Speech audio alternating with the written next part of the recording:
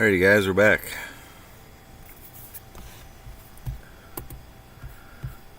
What up? Chilling in the tent, bud.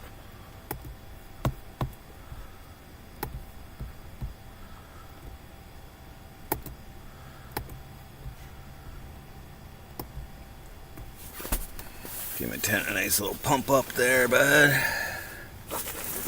Find a better place. Oh.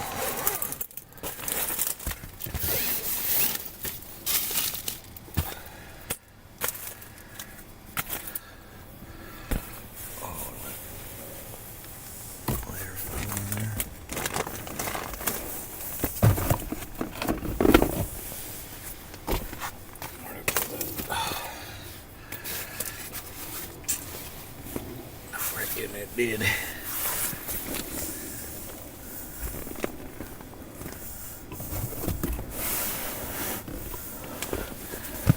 Did it? Where am I losing air out of here?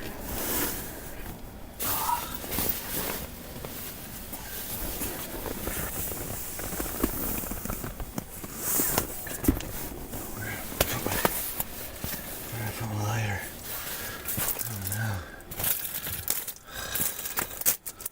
Why do I have to keep looking for things?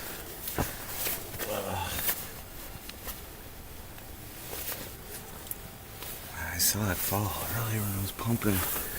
Probably over there.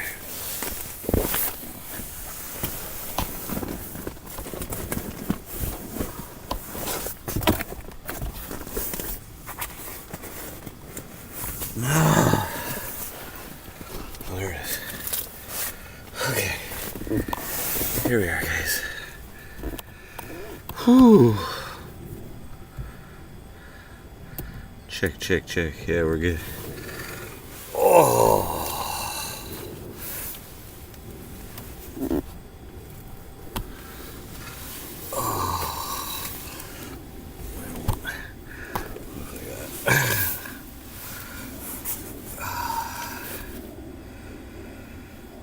Here we are, guys. Another day, another dollar.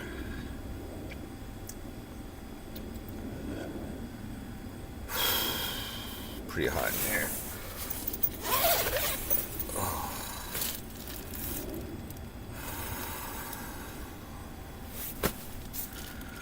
Last night was pretty warm, sleeping.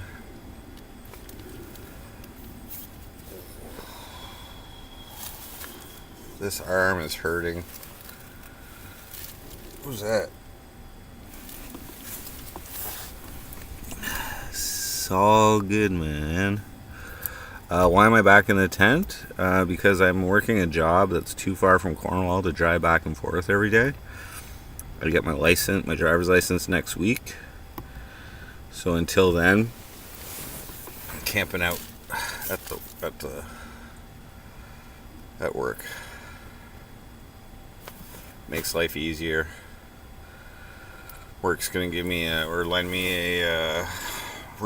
me a work truck after.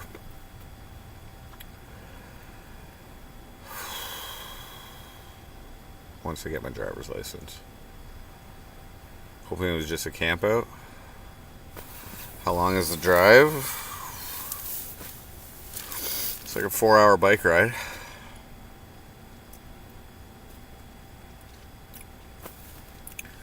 I don't really want to give exact driving distances, but pretty long, pretty far. Hoping it was just a camp out. No, it's not a camp out. I mean, maybe I could have a campfire, but I don't know if there's like a burn ban around or anything. I'm not camping for pleasure. I'm camping out of necessity and ease also.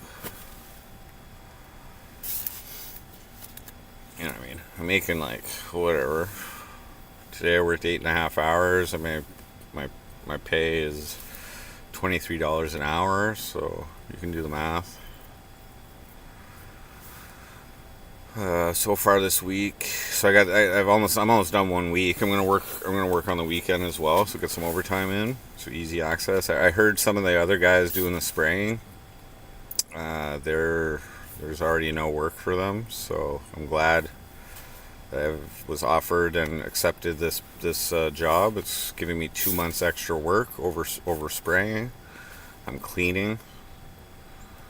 I'm cleaning like basically a pig barn. Doesn't smell that great. But today all I did was scrub. This arm right here hurts. Oh, and I got like a soap burn. I don't even want to show you guys, but it looks a lot worse than yesterday. But it is starting to heal, which is good. I got one on my knee as well. The soap that we're using is very strong, and it does say on the safety data sheet to avoid skin contact. So now I know. I didn't take that too seriously, but I see the problem now. I see the problem now. I feel it. Today I was able to avoid any type of contact on my arm, so that's good. Showered after work. As long as it doesn't get infected, we'll be all right. High possibility of infection because there's fecal matter everywhere, but yeah, I'm keeping an eye on it. Feels a lot better than yesterday, but this arm, I got some other minor burns, but this arm is like, I don't know, sprained or tendonitis or something. I don't know when it happened. I lifted something pretty heavy yesterday. Could have been that, or when I was like scrubbing the ceilings the 2 previous days, I might have done something wrong.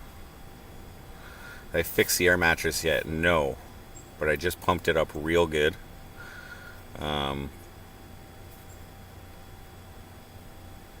Basically, I do wake up in the middle of the night and give it a good pump as well, but that's okay. If it's warm enough, I can just sleep on my sleeping bag. That'll give me an extra cushion. Tennis elbow? Would you want to know what? It's not on my elbow. It's like right here. It's right here. Would rather sleep on the ground than fix it. Well, I don't want to take out all my stuff and like take it out and scrub it with some, like, put some soapy water on it and figure out where it is and whatever. I'll just deal. Maybe this weekend I'll be in the mood to do it, but it's not so bad right now. If I can feel it. Probably if I just listened real close. Sprain. Yeah, I think it's a sprain. So I figure hydration, rest, it'll go away. I'm at $99.76 before the Tetris stream earlier for my monetization payout, for my Google payout. So, and that doesn't count the stream the day before, I don't think. So, or yesterday's stream. But yesterday's stream we got like limited ad revenue. I think I still keep the ad revenue for while it was first playing, but I think it's because I have my shirt off. I think that's why. I don't know.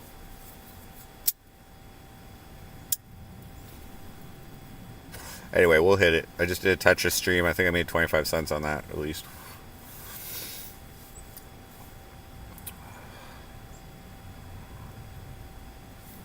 Yeah, it hurts. It hurts. And like when I was playing Tetris, it hurts to play too. Like to use this, but whatever. I've been in more painful situations.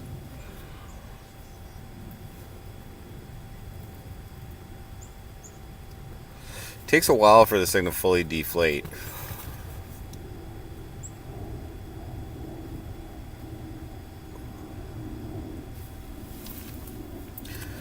I got a ride to the store today. I've got some energy drinks and some water.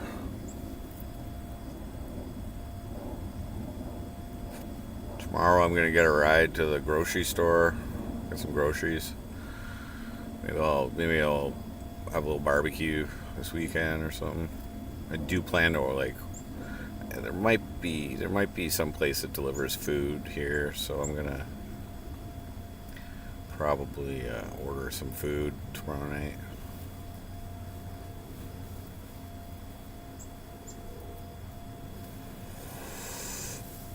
Yeah, it all depends what I'm doing tomorrow. Like, I think I did about I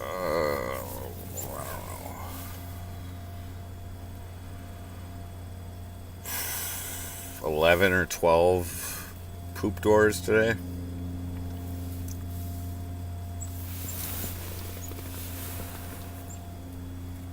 That's not too bad. There's like probably 9 left. Or wait, something like that, 9 or 10 left.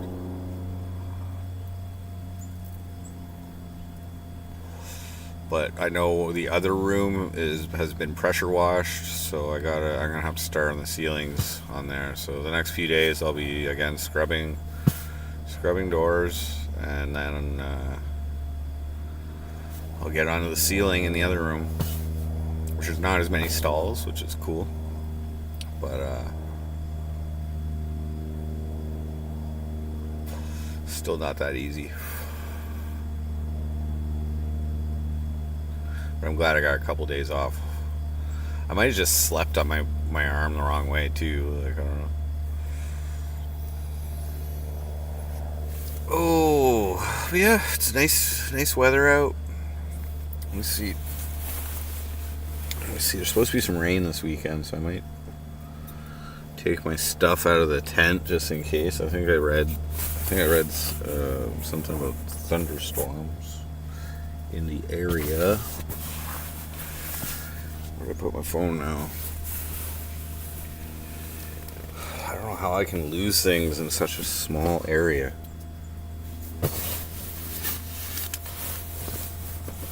Okay, I'll keep my lighter there.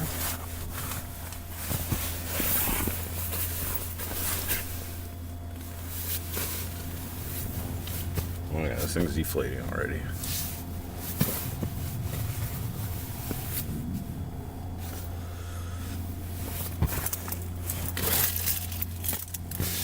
Oh.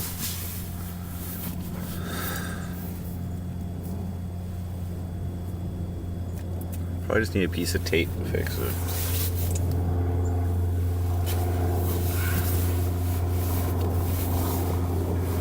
Probably deflates faster when it's like fully.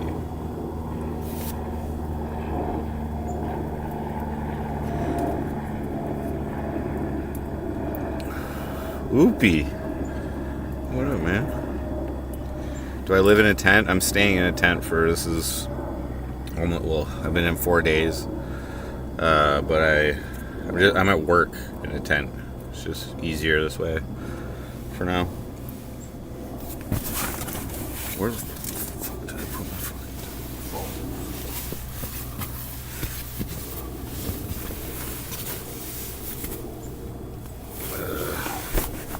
Under here. Oh my god.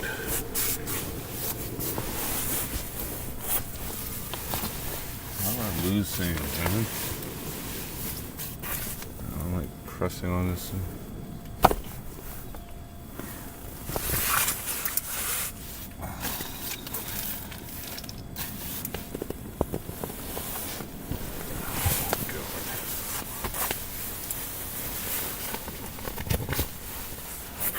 Down here. Oh, whatever, I'll find it after.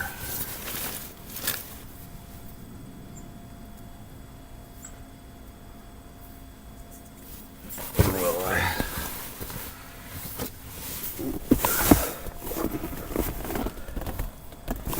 Under there.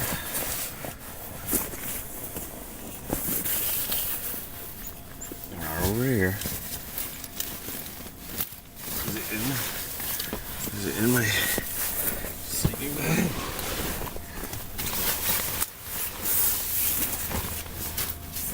Ah, why have you forsaken me?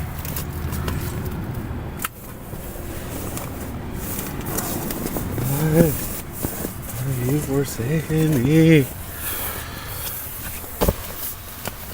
Oh, whatever. Over here. Oh my God. I just had it. Did I throw it in here? Yeah, I did. Okay. Yeah, I'm making alright money. Making $180 a day or whatever. Oh. Okay, how's the weather gonna be?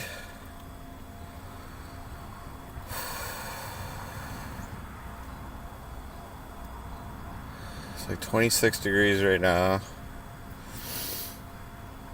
Tonight, oh, it's only going down to like 11 degrees. Saturday night thunderstorms.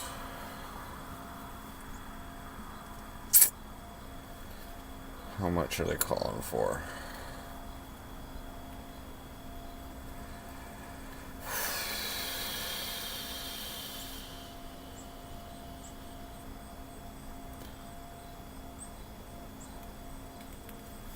Yeah.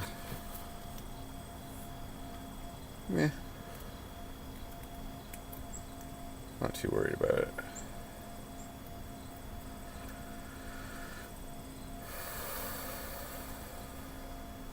%50 chance. It's not too bad.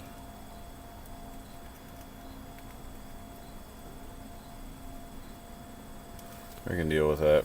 Vic Rattlehead, what up? Yeah, we just chilling, guys. Not much to do. The nice thing is out here I can't really spend my money. You know, there's not really much to do. I suppose I could gamble it away, but nah. Maybe I should.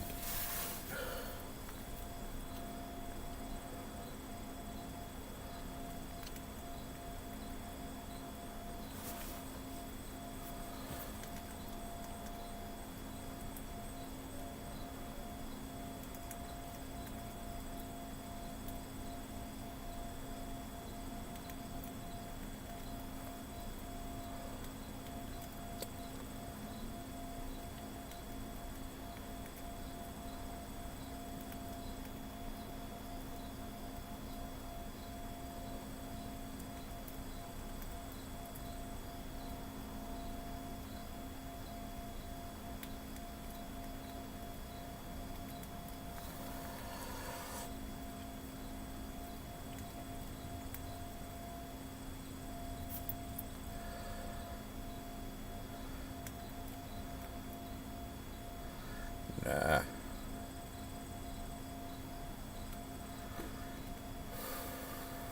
I won't gamble it away.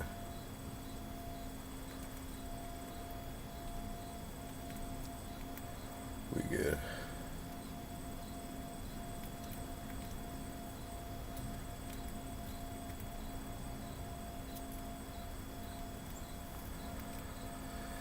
Yeah, so not too much is happening, guys. Air mattress is deflating.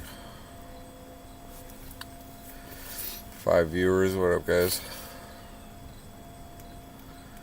What did I have for breakfast today? I had a peanut butter and jam sandwich. I ate a can of beans for lunch. My last can. I still got 4 cans of, or 3 cans of luncheon meat. 40 grams of protein each.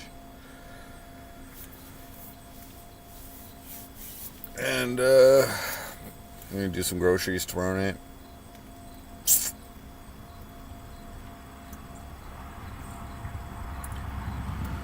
Senate squirmy wormy. What's good? Another good day. 8.5 hours. Let me just mark that down. Keep my hours on my phone. Already did mark it down. So this week so far I've done 15, 16, 25, 33 and a half hours. So tomorrow I will probably do at least 8 hours. And then that'll be 40. Well, if I do 8 hours, that'll be 41 and a half. And then I'm hoping to do 8 hours a day on Saturday and Sunday. So that'll give me like 56 hours this week or something. Or wait, 57.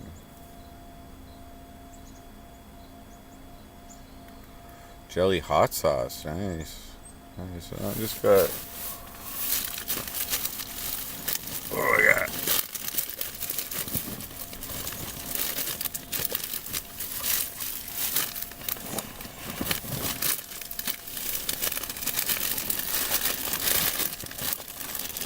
Oh, damn, man. There we go. That's a blueberry spread. So that's what I'm using. This damn thing's deflating. I threw on the movie Weapons last night. I fell asleep halfway through.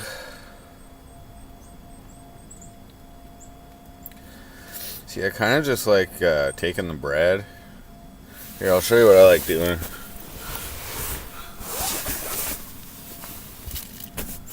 Oh yeah, this thing's fucking deflating like a motherfucker. I should fix this. I don't know why.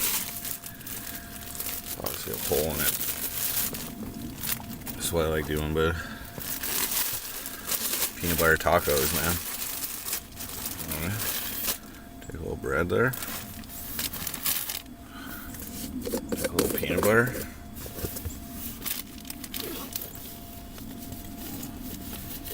Use the same spoon I've been using all week and haven't washed it. I don't care. Scoop it on there. Maybe 2 scoops. 6 grams of protein, but I'll say.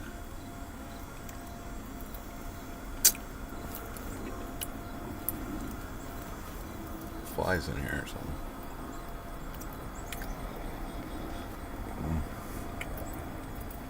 There we go.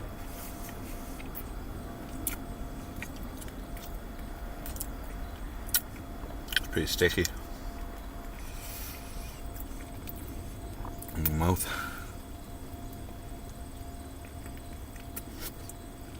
I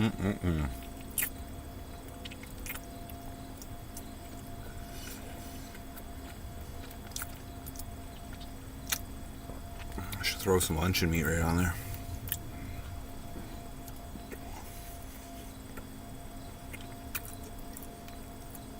Peanut butter chicken.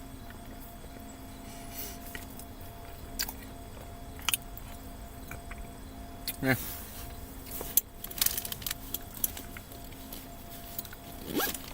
Do some dishes tomorrow.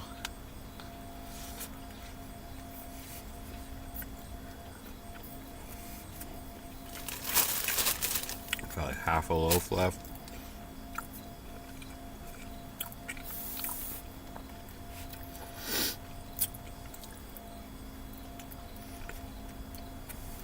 Shred.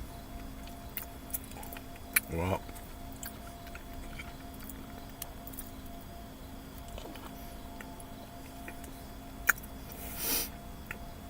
what I should do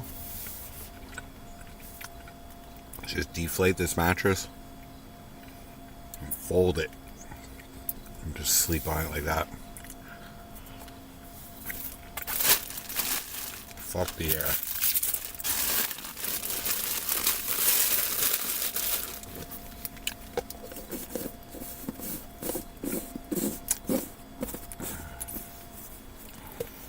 I'm aging like sour milk. 43 looks 60. Do I? Age is really catching up with me, I guess. Where did I put that? Oh, there. Keiko's here. What up?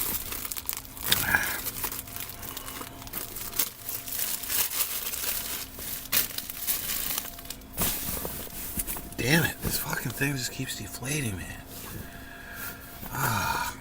Is it getting worse?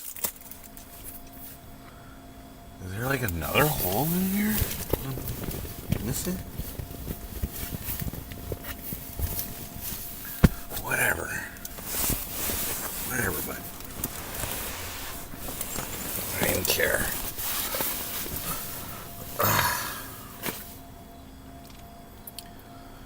Aaron Shred, fill the mattress with piss. It'll still come out. I think there's a hole in it.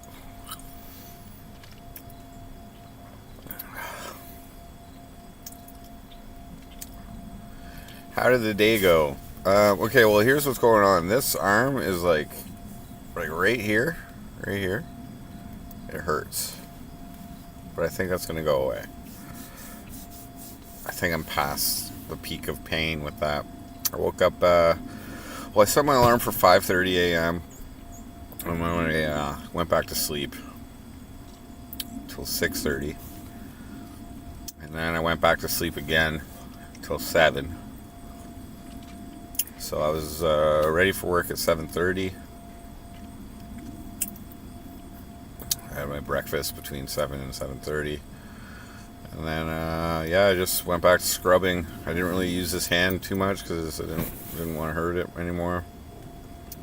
The soap burn is in its healing phase right now, but I'm very cautious of it, not to get any soap on it or any material that's touched soap on it, such as my coveralls. So I roll my coveralls up on the arms, and I'll just basically.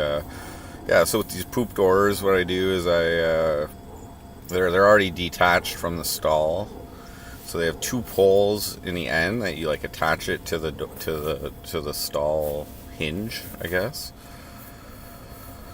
So I take those out and I spray one side with the soap. I spray all the little holes. I spray the top of it, and I spray the poles, and then with the undiluted soap, and then I let it sit for a bit. I gotta let it sit in for a bit, so I usually have a smoke, and then I get to scrubbing all the poop stains off of it everywhere. I like take the sponge and I like put it in the hinges, the top and bottom ones. The other ones are too long, like where the poles go. They're too long. I need a brush or something to get in there, so whatever. And I just scrub, and then I flip it. I flip the whole door, got the other side, then I repeat, and then I have to like take the poles and I like scrub them like that, get everything off, and then I have to flip it so I can get the bottom top of it and the other side, and then I spray it again. Let it sit for 5 minutes, have a smoke, and then I get all the little crevices and stuff, and then I rinse it. Oh yeah, I forgot to say, before I flip it, I rinse it with water.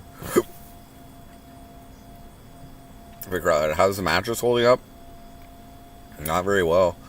I have to wake up in the middle of the night and repump it, which kind of sucks.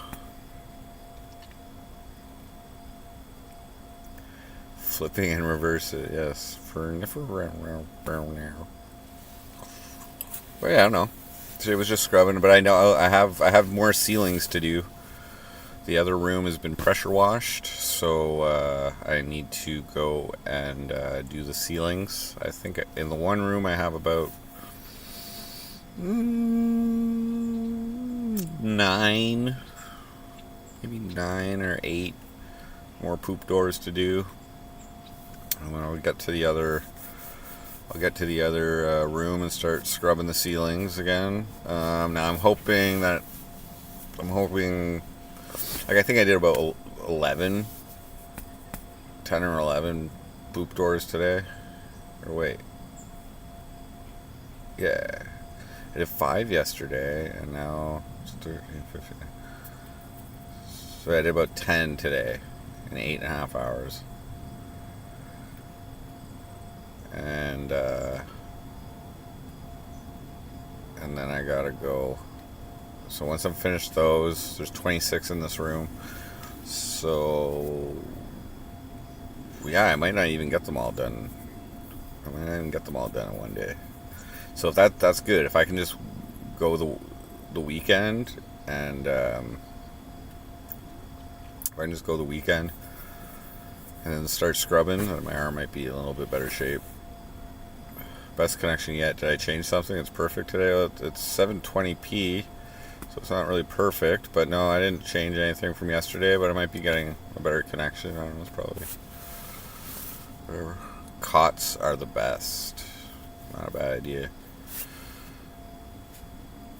If wherever I go for groceries, I don't know where it's going to be, but if I can buy another air mattress instead of fixing this one, I don't know what the problem is. I'll buy one.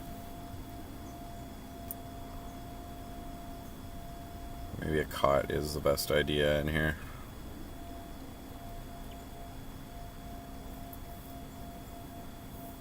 There's nothing like falling asleep on an air mattress and waking up on a hard, bumpy ground. Yeah. It might be warm enough tonight just to, well, actually, it's going to go down to 11 degrees. That's kind of, I would need my sleeping bag for that, but whatever. I'm not complaining. It's going to be quite the task to determine exactly where the hole is in here, I think. Looks pretty cozy. Yeah, like my butt is on the ground right now, basically. I could probably, like, it's pretty thick. I could probably just fold it up and just, like, use it as, like, a little extra support, but whatever. What's wrong with my arm? What, right here? Can you see that? I got a little soap burn on there. And on this side, I don't know. It's like a sprain or something. There's a little bit of a bump, and it hurts when I bend it. It hurts when I lift things. But it is getting better. Right this second, it's not too bad. It's like tight right here. I either did it. There's three possibilities. Either like scrubbing the ceiling, or I lifted like a really heavy jug of soap yesterday by myself. So that could have done it. Or I might have just slept on it the wrong way. Oliver Jabroni. But fortunately today I was just scrubbing, so I could just use my right hand for most of it. I had to do a little bit of lifting, but whatever.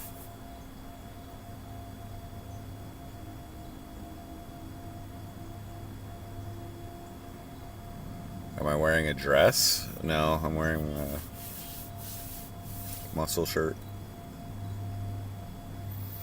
I do have my pajama bottoms on though.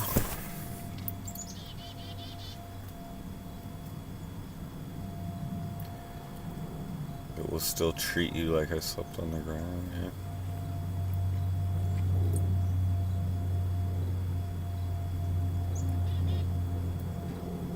They should give you a tool that scrubs for you? Like a buffer? No. It's not. It's not like intense scrubbing. Like I don't have to use much muscles. Like I mean, I guess some parts of it, the poops on there pretty good, but meh. I ain't complaining, bud. Wow, this fucking thing does fucking. I think the hole's getting worse, man.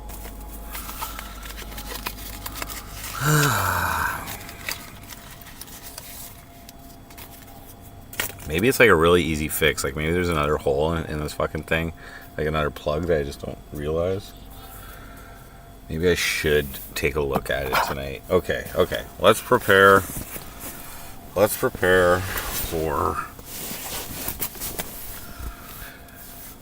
for me taking this thing out of here.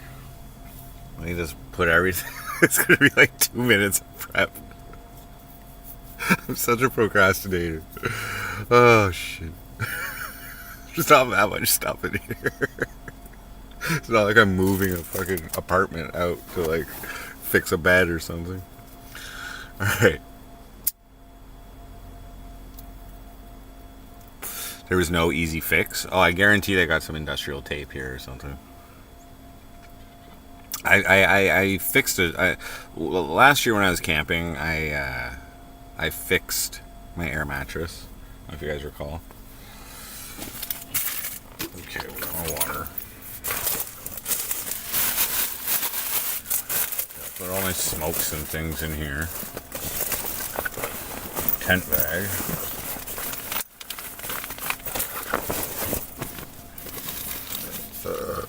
Hoodie, I'll put that in here too.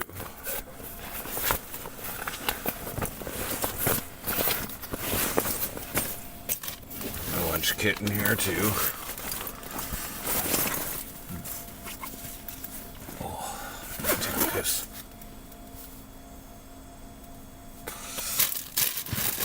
There's my grocery bag. Put that in here too.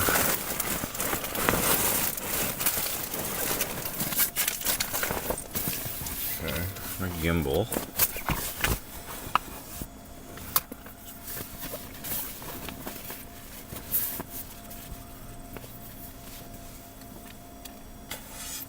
I guess I can put everything in this bag.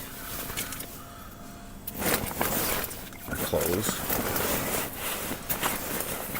Okay.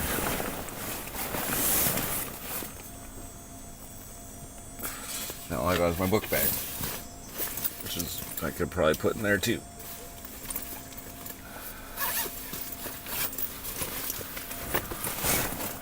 Okay.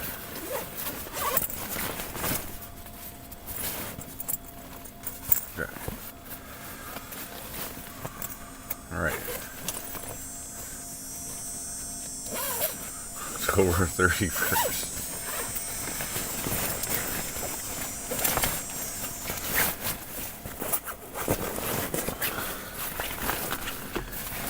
Even if I don't fix it tonight, maybe I can identify what the problem is tonight and then fix it when I don't have to like ask people for help in the middle of the night. I mean, I guess it's not really the middle of the night right now, but okay.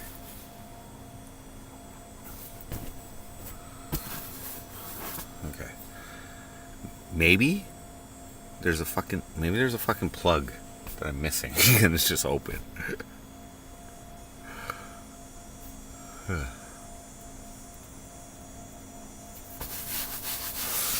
This is kind of fuzzy. It's not designed for pools, no. Gotta immerse it in water. No, I wouldn't use the soap that I'm using for the cleaning, but there's some dish soap around. I could just fill a bucket with soapy water and cover the bottom or wherever I think the hole is, and then just get some tape.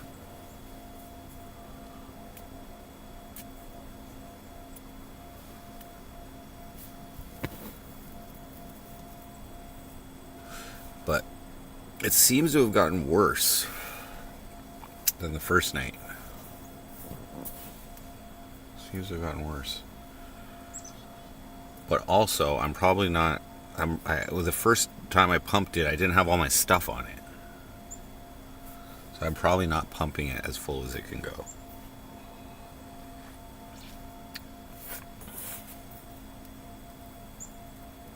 Ronald McDonald, welcome. We're just chilling in the tent, man. That's all I gotta do. So I threw on a movie last night. Worked perfect. I reactivated my reel to Brid, so I get all my movies. But I fell asleep like 45 minutes in. I watched Weapons since we were talking about it yesterday. My nightmare that I had the other night. My nightmare is nothing like the movie. But for some reason I thought it was like Weapons because like all the teenagers had weapons in it. They were hunting me down, the teenagers. I was like, is this pig shit causing fucking... Because like, I thought I was waking up and stuff and like, I was going back to sleep and I was like re-entering the dream and like, Like, is this pig shit fucking with my head? Was Weapons good? Imagine the smell. I have to take a shower every day, so it doesn't smell that bad in here. But I was farting like crazy last night. Yeah, I ate that can of beans, and I ate that can of luncheon meat. I was farting like crazy. But I let it air out during the day. It's been nice weather out, so there's enough ventilation in here.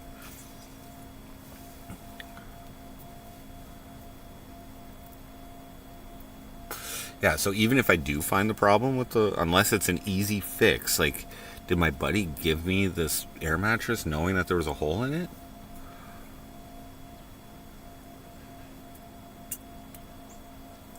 I'm not gonna be able to fix it tonight, but at least I can maybe identify what the problem is tonight.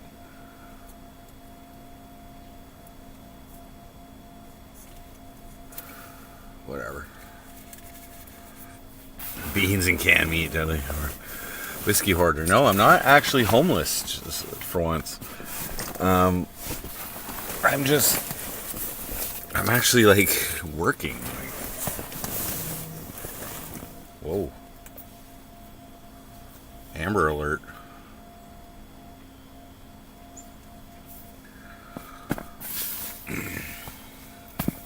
Okay. Oh, it's so bad now. Why? Have you forsaken me?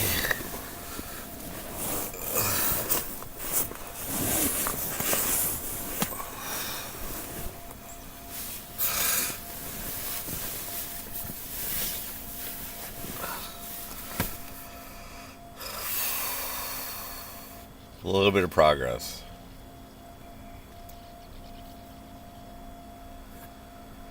Only thing that would be worse is Reese's peanut butter cups. So I've been eating a lot of peanut butter. Sure am. Okay, I'm like in the boonies, bro. Like, ignoring it.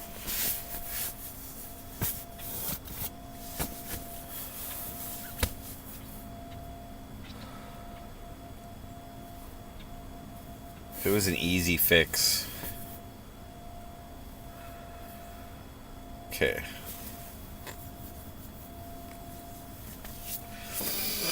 Problem is, if I try and fix this on stream, I'm gonna have to, like, open my tent door to, like, put things out. Like, I don't know. Whatever. I'll just do it after. What pillow do I take camping? This is a $5 Walmart pillow. I do have to take a piss though, so I'm gonna go outside. Because I don't want to leave my tent door open for very long.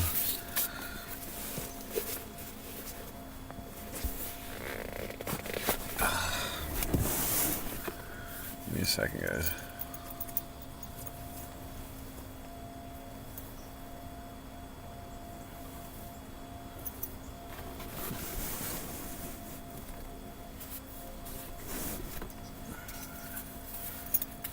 What I will do, though, is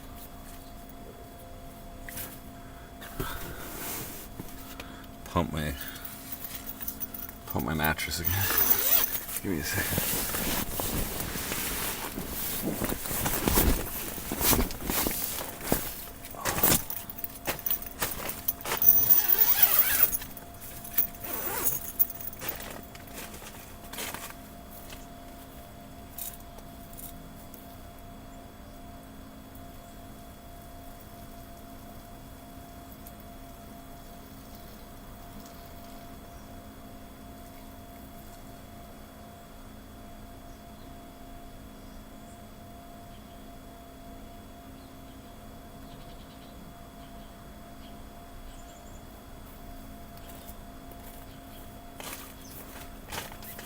I think there's poison ivy out here.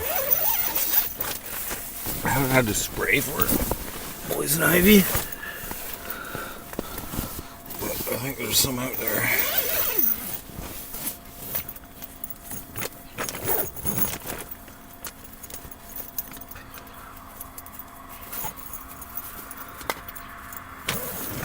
Stevie's strange. Keep pumping it till it gets us to a certain stiffness. Are you being dirty? Well, none of that. Almost got a stream monetized here. Alright.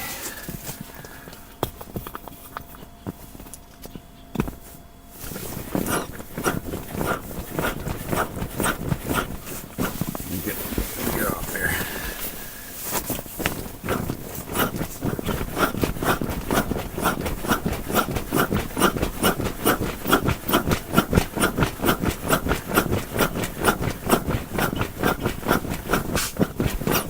See, I hear something there. I hear where the hole is.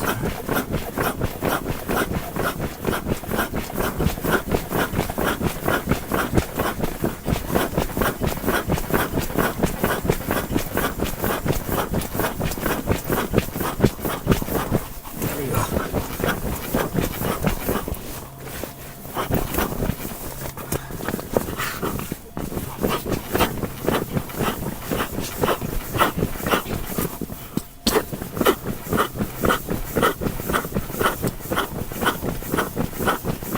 Pumped it up before the stream.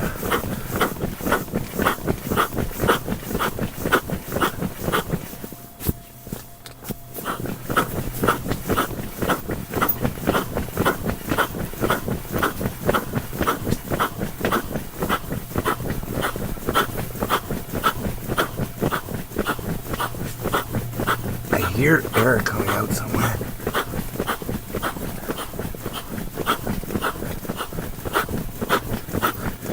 There's like an obvious rip or something. Rip. I hear it.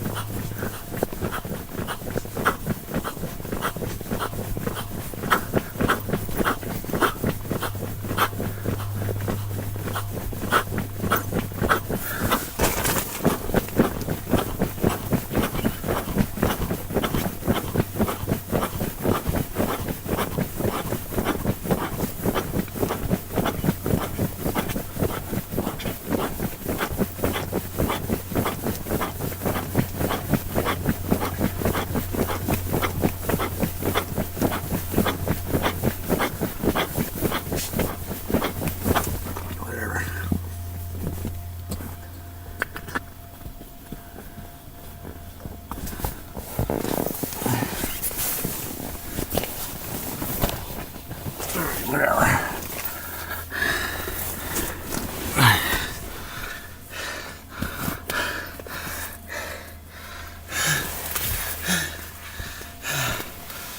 Whew. Temporary comfort.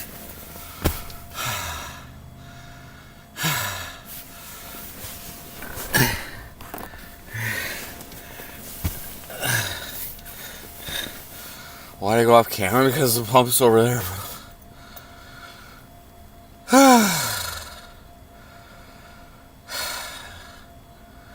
Yeah, I'm getting a little bit stronger there, though, guys. I actually got a little bit of muscles just from working. You know what I mean? I've done, in the last 4 days, I've done like way more physical labor than I did all summer. Okay, like generally, when I'm at work, I'm doing like one of like two things. Okay, well, three things. One of three things. Okay, so one part of spraying is we're either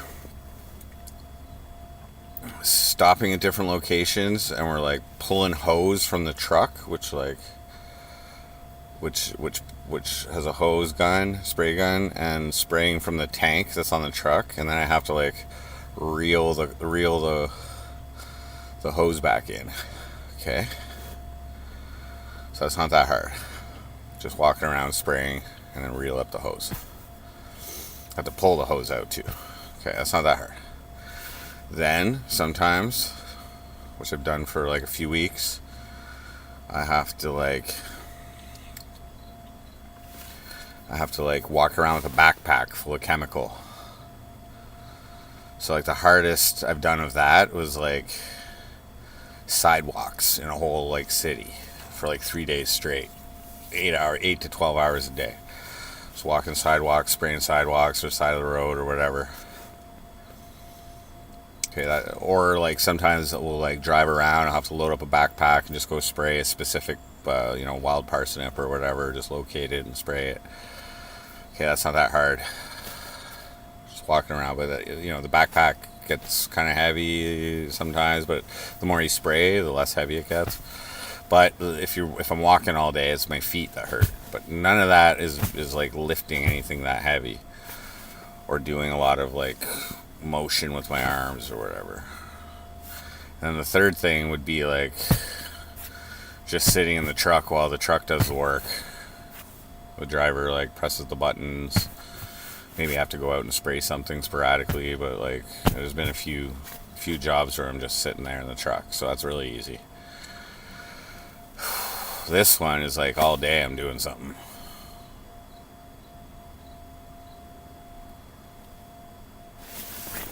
Pulling hose for the truck. Yeah. Need a cigarette? Yeah, I do. Did I put my cigarettes in my bag? I didn't think I did. I don't want to look through here and find what I'm fucking. Let's open up a fresh. Oh, never mind. Oh wait, whatever. I'll just fucking open a fresh pack. Oh. There's a good one for the fart fans.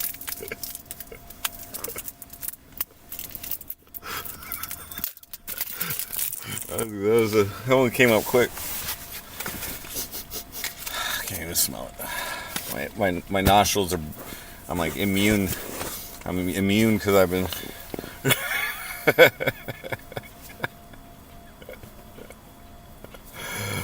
Oh shit.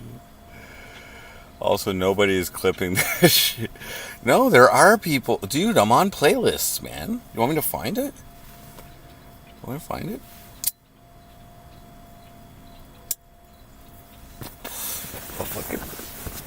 I'll find it for you right now, but yeah, this thing's already deflating.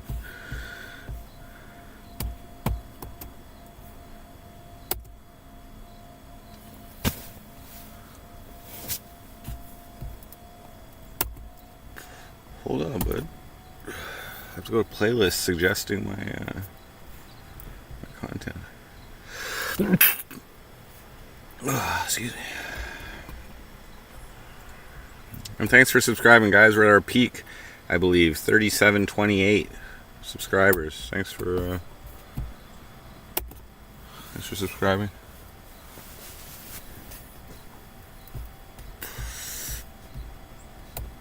What is that, audience?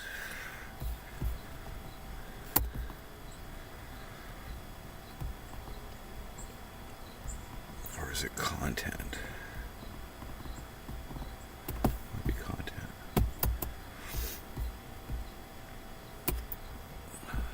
Playlists. Oh, those are my playlists. Give me a second here.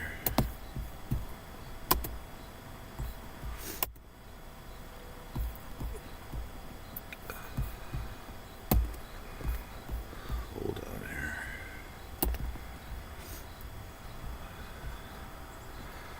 How do they find you? Playlists. Oh. Where is that? Overview?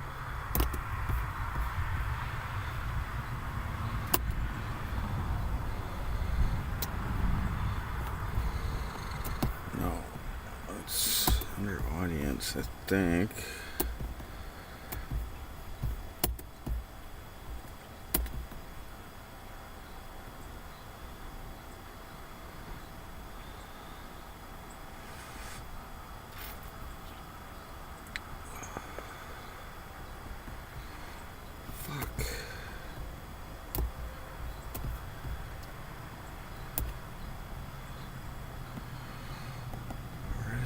trends? No.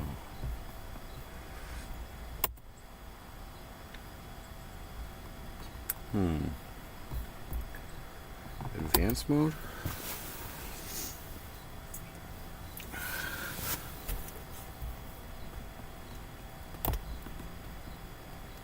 Oh, it's how viewers find me.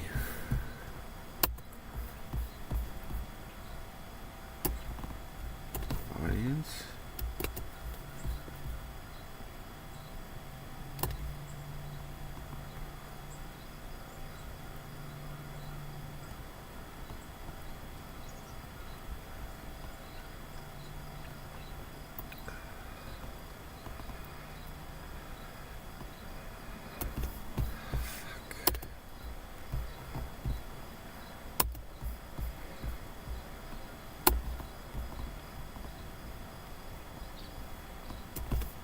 Where is that?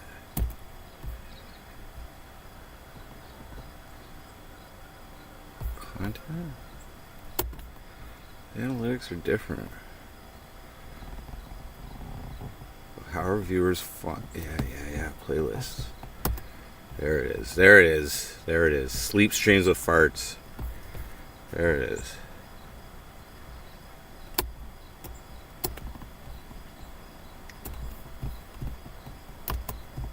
Farts. I don't want with farts. I'm on it.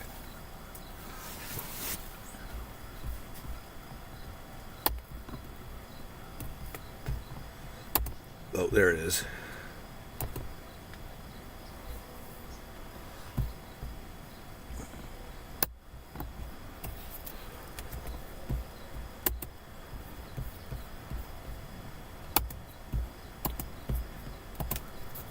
There's one.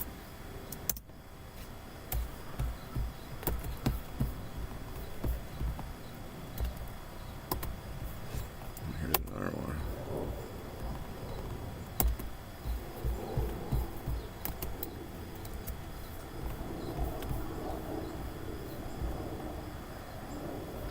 So they go in like they go in like timestamp.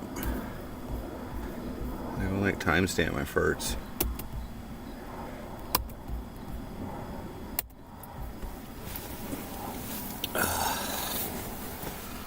Alright, I'm back. What did I miss? Big Vegas, what up?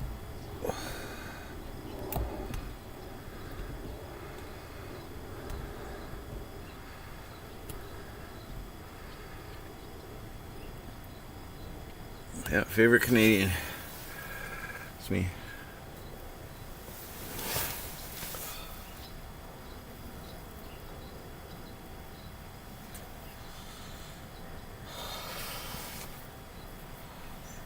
I am winning, dude.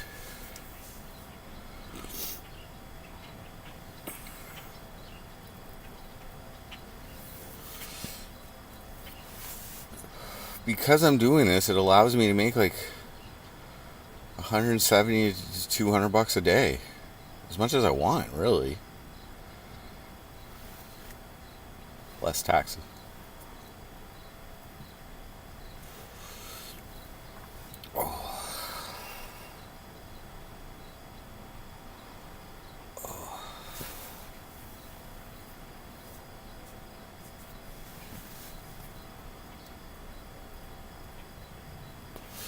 Can I show you the hogs? I haven't seen any. They must have moved them or something while we clean or something. Or maybe, I don't know how this works.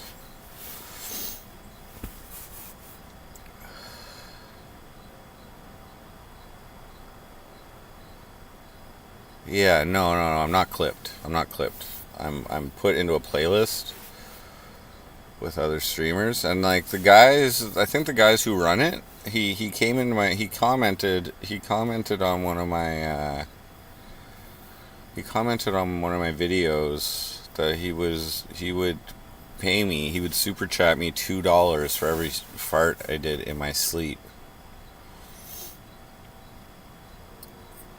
I just never like if I did it, like I would like let him know when I'm doing a sleep stream, and then he would super chat $2 for every fart when I sleep. So I was gonna like load up on beans before I do that. I don't find it strange. There's no hogs. Well, there can't be hogs in there while I'm fucking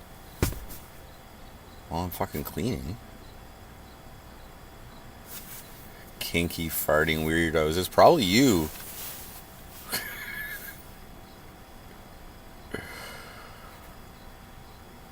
But I wouldn't show you the hogs anyway. Even if there was.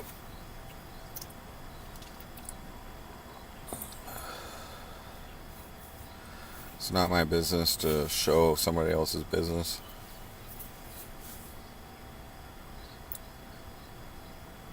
How do I know they're not keeping people?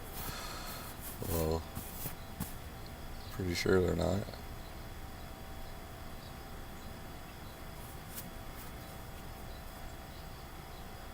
There's probably like a distinction in the smell of like pig poop and human poop.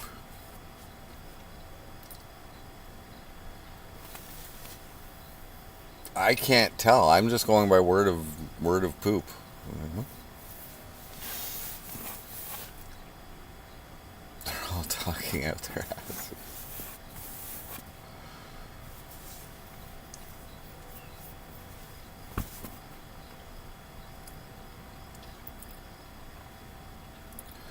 Well, my supervisor is the guy that runs the farm, so we've had some shit chat. You know what I mean?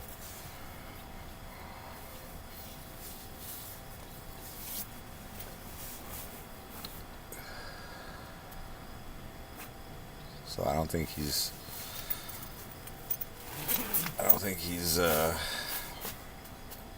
making shit up, you know?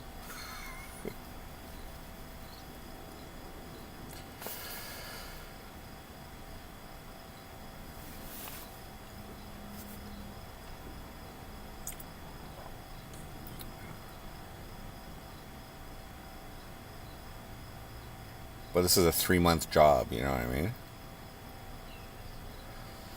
So can't really have them around when we're cleaning.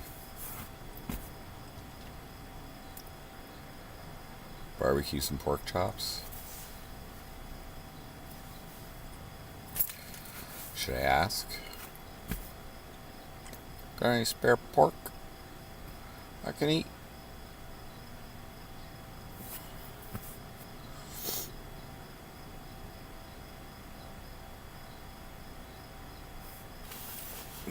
No unusual mustache. No. I don't know if you guys can see my burn there. I'm not doing a close-up on it, but it feels like it's healing. I'm going to wear longer gloves tomorrow if I have to do the ceilings, because that's like the soap like runs down the handle for the brush, or a broom or whatever you want to call it. Runs down the handle and gets down on my fucking arm. So now that I know, I'm gonna cover that up. Maybe I'll put a band-aid on there or something tomorrow. Making Soylent Green. Nah.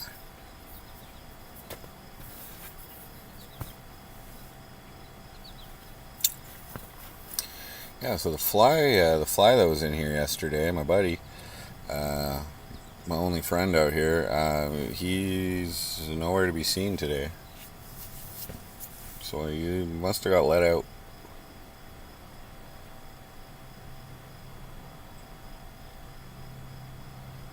It's really suspicious. Well, you've got an overactive imagination. I have no reason to lie to you.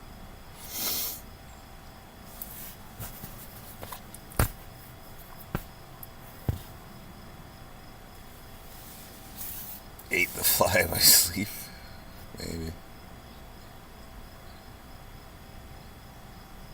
Could be like nestled in my butt cheeks or something. Nah, I took a shower. Very important to take a shower for biosecurity.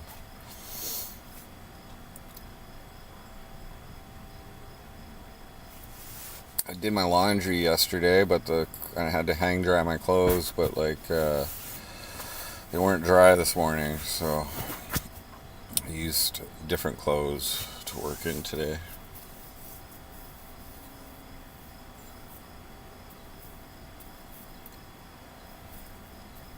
I didn't say he owns the farm.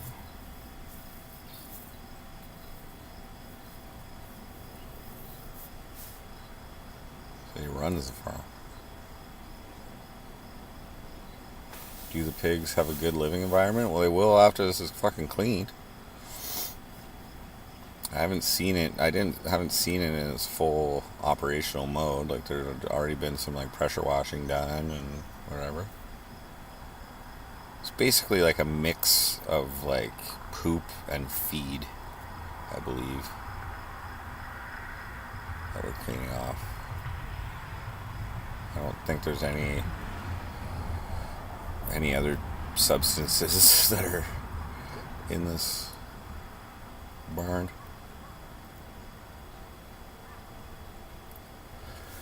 Decent sized stalls. Yeah, I think they're probably pretty. Probably there's probably a whole bunch of them in there.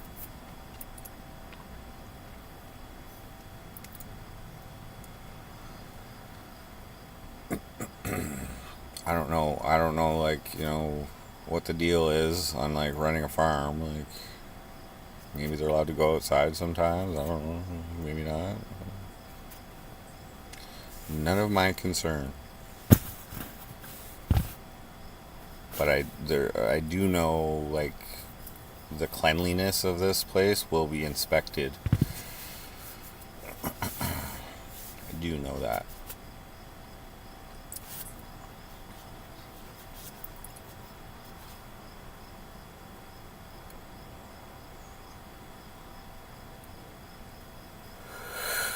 Yeah.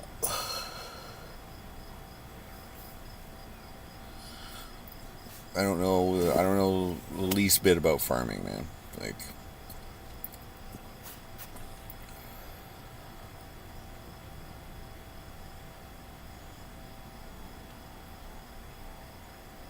how many stalls? So this the first barn that we're doing, we gotta do like 3 of them. But this first one that we're doing, like the room that I'm in, there's 2 rooms. One of them has 26 stalls, so that's the one I'm working on right now. And then there's another room. It's not as big, so I think there's like 14 or 16 stalls in there. And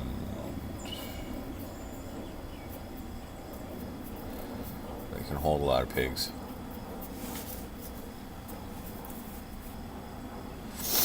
This guy must have a drug addiction. Why would you say that? I've literally been sober. Like, I haven't smoked any weed this week. I didn't bring any weed with me. I didn't bring anything with me. I barely smoked last week. Like, when was the last time I fucking smoked weed? When was the last time I bought weed?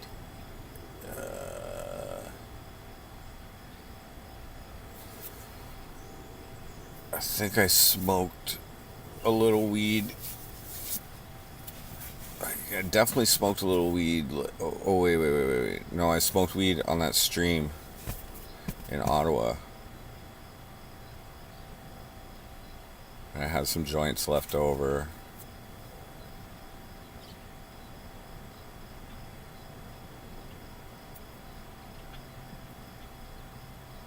Yeah. That was the last time I smoked weed. That week. Yeah, when I got home, I had like 2 joints, maybe even just 1 joint.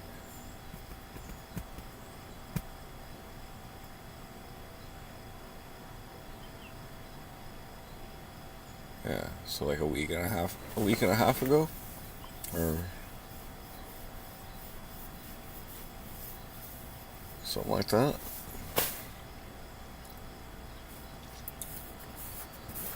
No car, no money, yet I've been working for years now. No, I've been working for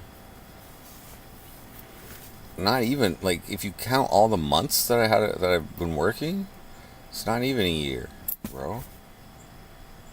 I got employed of June of last year. I worked for 4 months. I had EI for 4 months, and then there was 2 months after that until I started this job. And then I've been working since May of this job. So May, at the start of May, pretty much. May, June, July, August. I've worked eight months. But if you want to say from when I started work last year, it's been 1 year and 2 months. 3 months almost. 1 year and 3 months. I jumped from job to job. Not my fault. It's actually a good thing that I was able to secure more employment from when my last year's job closed shop in Cornwall.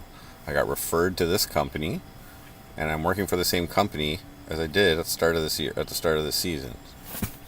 The boss gave me another job to do here, and it's giving me more work. I don't have a car because I don't have my driver's license. I applied for my driver's license last year because I thought I would need it for last year's job this year. But it takes a year to get your driver's license unless you take driver's ed, which when I got hired here, there was no rush to get my license, so I didn't get my fucking do driver's ed. Next week I'm getting my driver's license.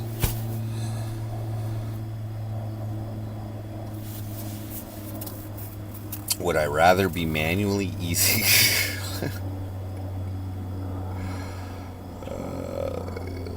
It all depends on the pay grade, man.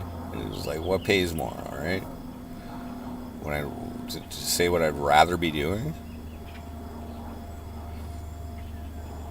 I had a driver's license from age fucking 18 to 28. So it's been like 15 years since I had a driver's license. I've lived a bunch of different places where I didn't need it, like Montreal, Ottawa. Don't really need one in Cornwall either. But my job said I would need one. Last year's job said I would need one to get rehired this year, so they wanted me to get on the process of it. And then they closed shop in Cornwall. But I was already in the process of getting it, and it's going to help for this because as of next week, they're going to lend me a work truck, and I'll be able to get back and forth to this place easily.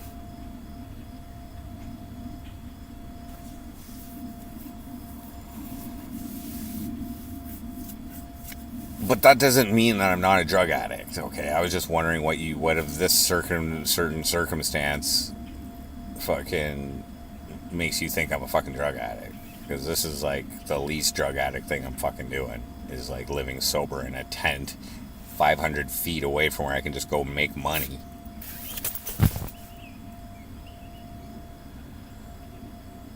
Maybe I'm a man baby?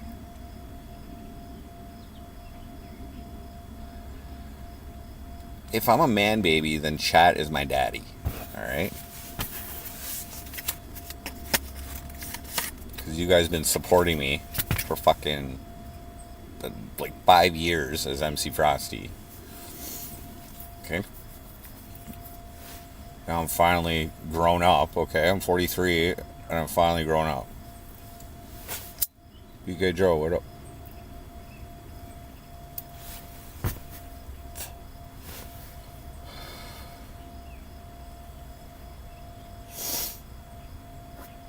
I'm a driver. I'm a winner. Things are gonna change. I can feel it. What song is that?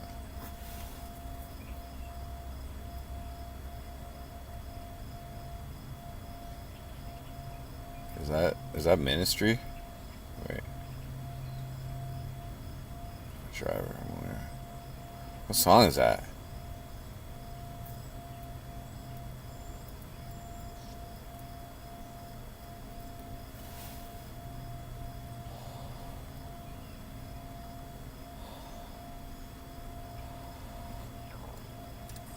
One thing that happened today. So the supervisor he brought out like a loudspeaker like Bluetooth PA system to like play music while we're working. And it was on a table. It was on a table that like apparently wasn't that well balanced. And anyway, I put my music on today. I put on Stone Temple Pilots' Core album. And after like the sixth song, the fucking table fucking fell apart, and the fucking speaker like fell on the ground, and like the power cable like got all bent, and the ground came out of the power cable, and I don't know, we just didn't use it anymore. But I didn't touch it. But I guess the bass from Stone Temple Pilots like must have caused some vibrations or something. Oh yeah, loser.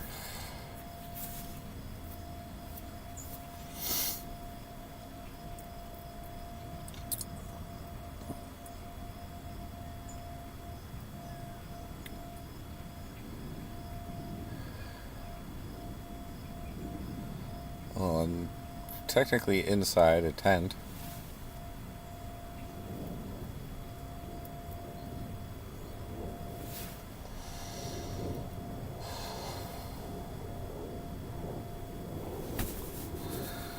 See, the air mattress doesn't seem to be deflating so quickly right now, I don't think. Maybe it's just because I'm not moving around or something. Which leads me to believe there's like a flap or something that's probably... It's probably why it deflates when I like am tossing and turning at night. Or maybe I'm just being very optimistic right now. Is it chilly at night yet, Tyler?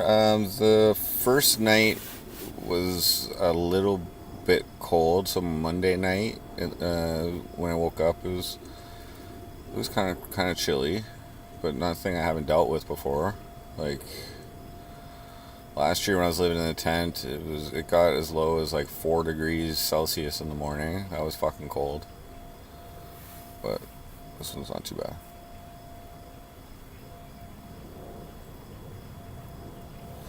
Bought new pillows from Walmart last night. This pillow is a new one. I bought it on Sunday, $5. Bought this sleeping bag. It's $30. Bought a tarp. I thought it was gonna be $5. It must have been in the wrong. Must have been in the wrong fucking spot. Ended up being $10. So I got a tarp under the tent, and I didn't have to buy a tent. My buddy lent it to me, and he lent me this air mattress. And I can't believe he would give me an air mattress without telling me there's a hole in it. Maybe he had it taped up or something. The tape came off or something. I don't know.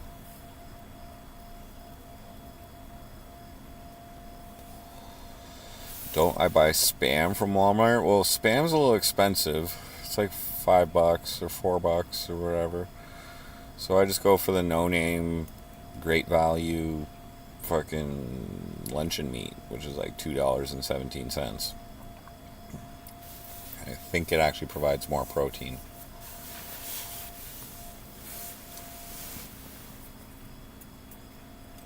If I want cheap protein, it's a toss-up between luncheon meat, which gives me 42 grams of protein for $2.17, or a 12-pack of chicken hot dogs for like $2 as well. Maybe like $2.20, $2.29, and that's 5 grams of protein per hot dog, so that's 60 grams of protein in there. It's actually cheaper protein.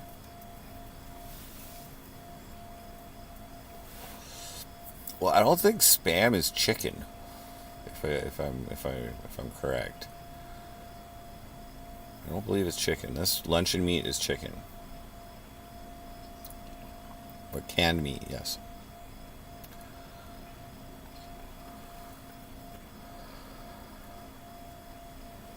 Nitrate special.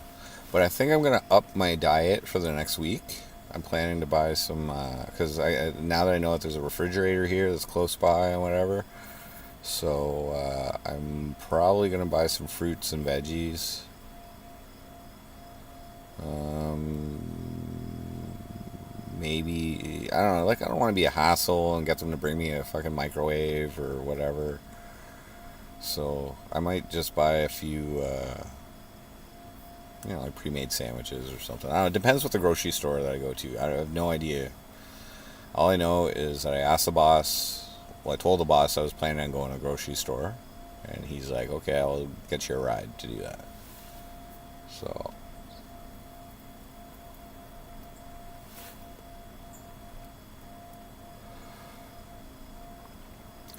12 pack of hot dogs in the U.S. would be like $10 U.S. Well, these are not good hot dogs. These are like chicken dogs, first off, which is cheaper. And secondly, they're no name. Like if I was buying like Top Dog or something like that, it was just like $6 or $7 a pack. And you might not even get 12 with that. I think you get like 8 hot dogs with that.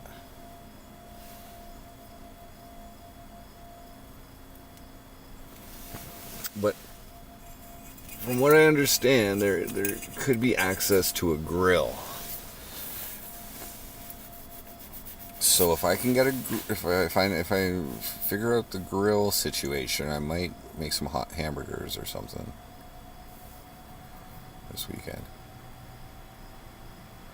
Under a big sky. I'm surprised you just shut off my feed. Never seen you. You okay, man? From a stranger that cares. Yeah, I'm great. I'm great. I'm at the job site. I'm at my work job site. So I'm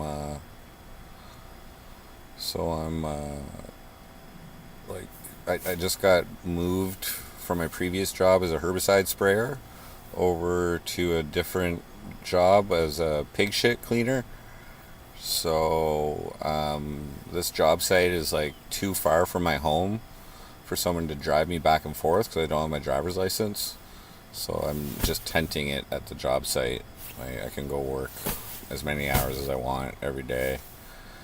It's like 500 feet away is the barn. And herbicide spraying is seasonal. So that season was going to end like next month. And then I would go on employment insurance. But this extends my work season by like 2 months. So by accepting this position and doing what I have to do, it's going to end up with $6,000 extra in my pocket. $6,000 extra in my pocket, and it also allows me to start EI at a later date, so that my EI claim will actually last until my next job season starts. So it's actually all good. Since you just heard of me, or just since you just tuned in, I was legitimately homeless last year for 3 weeks. The first week of that I spent in hotels. Chat graciously donated probably about 600 that week to help out with the expenses, and then I lived in a tent for 2 weeks until my job started. But I do have a home in Cornwall, Ontario. I rent a room for like $500 a month, which is pretty cheap. I clear like $3,000 a month. It's actually more like 3,100, and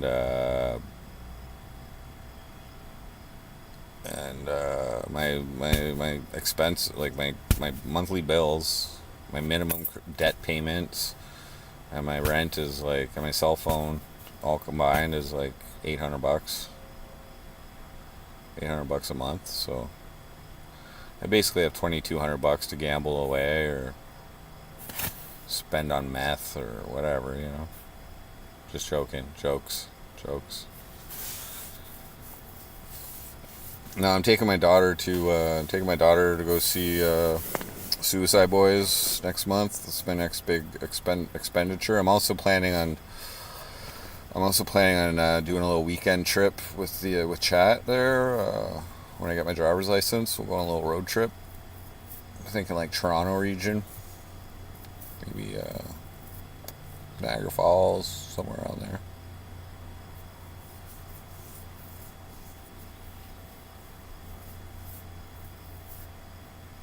So yeah, it's not cold out. I'm cool. So my biggest problem right now is the fucking this air mattress keeps deflating.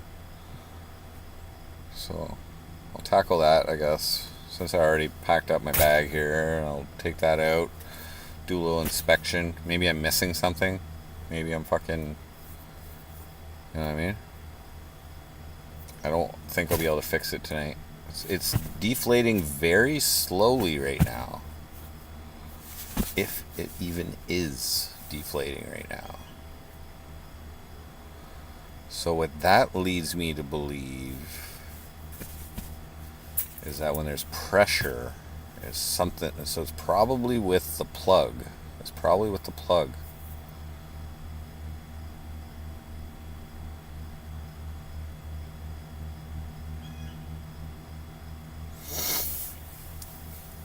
Yeah, so here's an interesting thing. I was thinking about this because yesterday we were talking about like what it would take for me to go like full blown MC Frosty again, like full time livelihood, like bring it real good, right?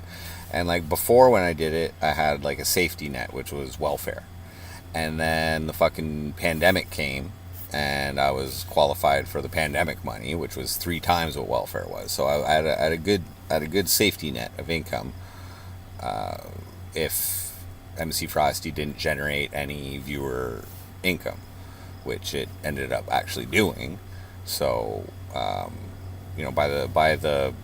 because I was self-employed under the CERB, the pandemic money, I had to actually spend all the money you guys gave me on business-related stuff, which I had no problem doing, even spending more. But if I was to do that again, so like to go, first off, I need my own place. I need somewhere where I can do my thing, be loud, and not disturb anybody.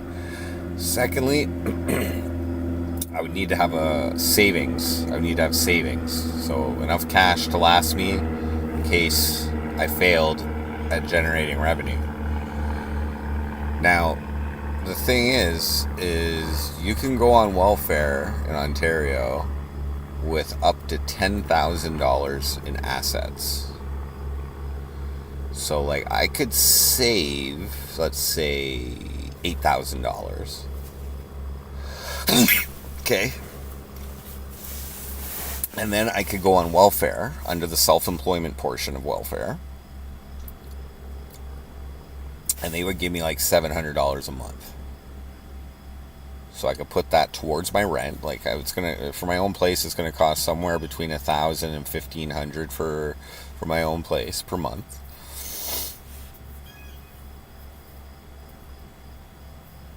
And that could give me enough time to build MC Frosty back up.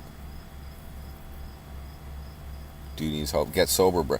This is like the soberest I've fucking been this whole year, bro.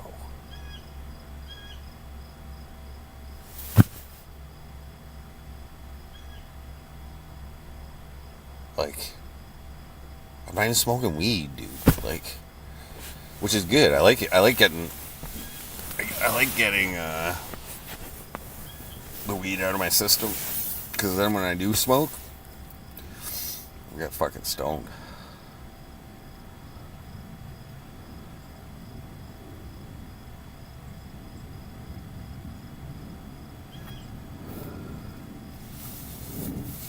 I don't know. I after tax I clear like 3,000. About let me see. Right, like $3,080 a month, and then I also every month get like $80 as a Ontario tax refund thing, the Trillium payment. So it's $80 I get once a month, and then every 3 months I get GST rebate, which is like $250 or something. And I also get a low income workers benefit, which is like another 200 and something. So every 3 months I basically get my rent paid for by tax refunds.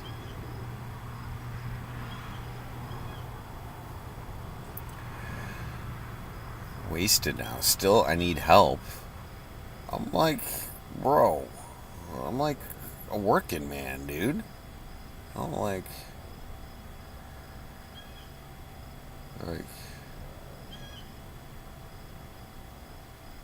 this is like my third time being in a tent for a prolonged period of time. There's now, there was last year when I was homeless, and then there was the year before I moved out to Newfoundland, where I was of no fixed address. I was in between, so I was living at a campsite basically for most of that, paying for it on my credit card. Tetris withdrawals. Actually, Oliver Jabroni, I played Tetris. I called it Tentris. Tentris. I did a quick stream earlier. I was playing pretty good, but my arm was kind of hurting. It's fucking sprain or whatever I have. There's like a bump. There's a bump right here. You guys can see that. You can. I don't know what. Anyway, Kip.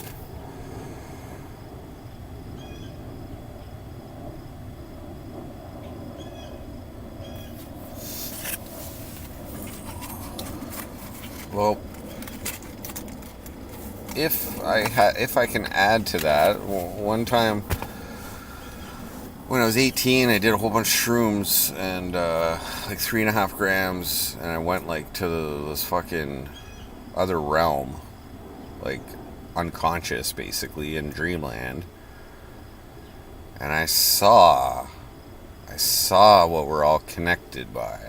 It was like the realm that we're all connected by, but it was like energy. It was energy, but it was like, and I related it to the Matrix, but it was like, it wasn't like a computer though. It was natural. Yeah, I tried to play Tetris earlier. I was playing pretty well to start, and then I started sucking, so I quit.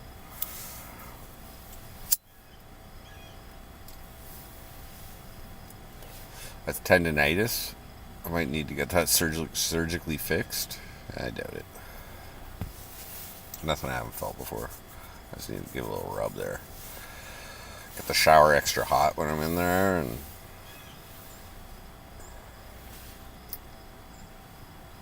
fortunately, I'm an expert at dealing with pain. But I have some Percocets would be nice. Fuck yeah.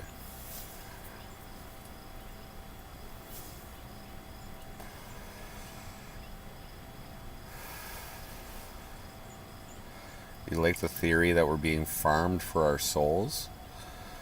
Well, if we are being farmed for our souls or for our life force or for our life energy or whatever, the internet's got something to do with it.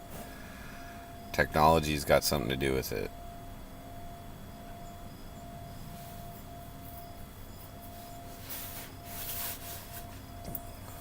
Maybe I'm farming your soul, Kip.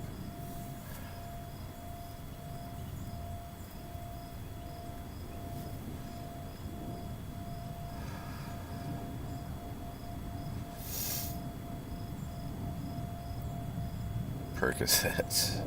Yeah, they're pretty good for actual pain. Pretty good for fun too. But my back just hit the ground.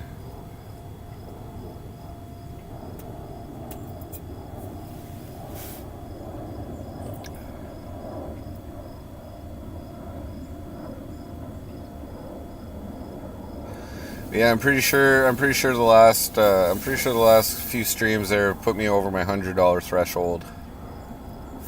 Should just see if maybe it'll show me now.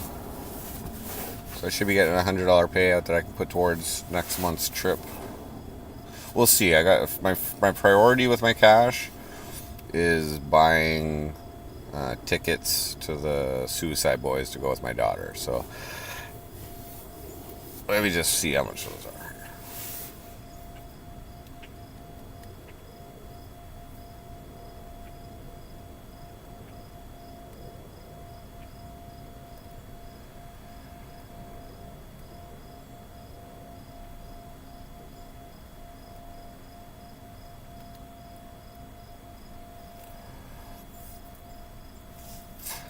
They're playing with bones.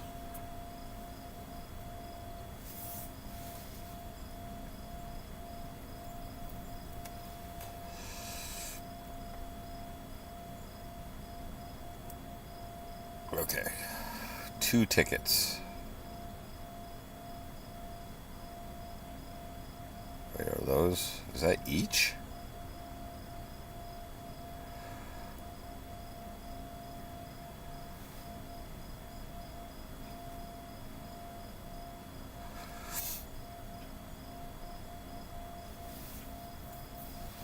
VIP. Okay. So 2 VIP tickets. I don't know if I would get that. They're not general admission, but it's uh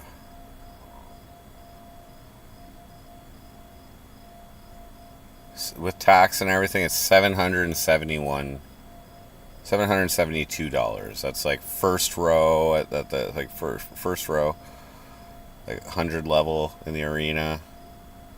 $772. I don't know if I need that.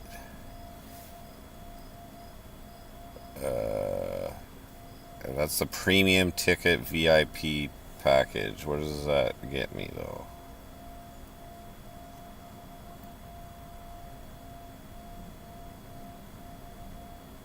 Premium ticket VIP package. That's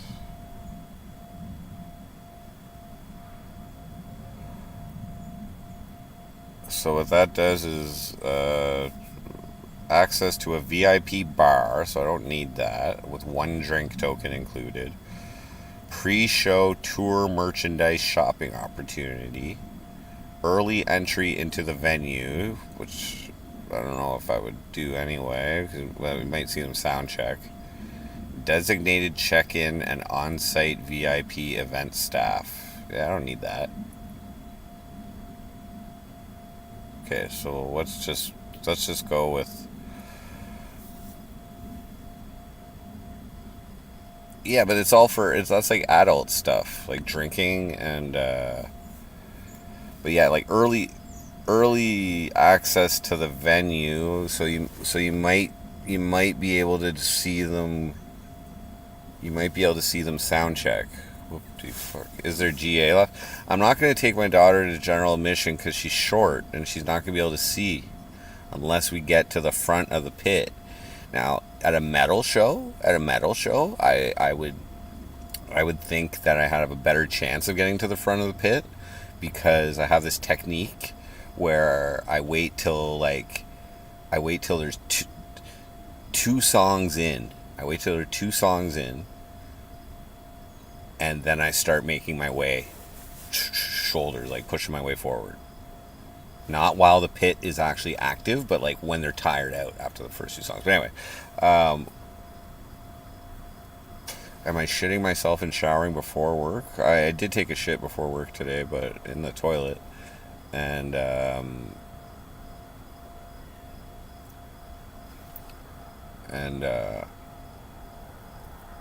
I shower after work, after I've been cleaning shit all day.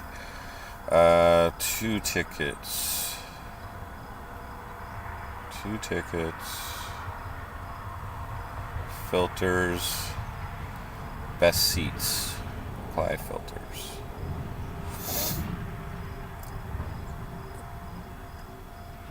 Oh, those are good seats.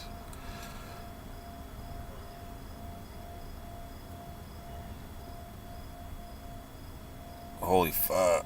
Okay, so there's like some good seats here that are like $258 each with tax and everything. Official platinum. $226 each. Yeah, I could do that. There's other ones that are like resale. Oh damn. Yeah, so there's a lot of good official platinum fucking seats here still available.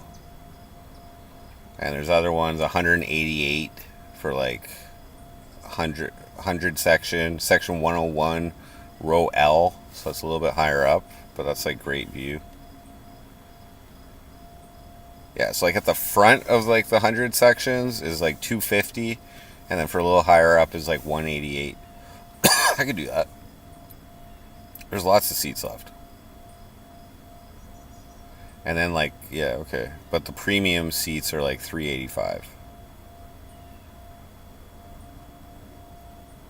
I'll spend some money, bud. You know what I mean? So I would have a couple options, but she wants to go to Laronde. She wants to go to Laronde. She asked me to take her to the amusement park again this year. So those tickets are like 120 each as well. And then I would probably get an Airbnb for a night. So that's like, or a night or 2 nights maybe. So that's like $300. So I'm looking for that weekend, not including food or transportation.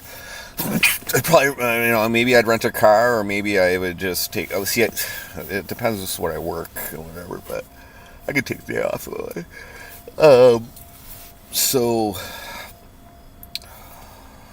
it might make more might make more sense to just take the train. But okay, so $400 for tickets. $250 for Laronde, so that's $650. $300 for accommodations. So that's like $1,000 right there. I can do that.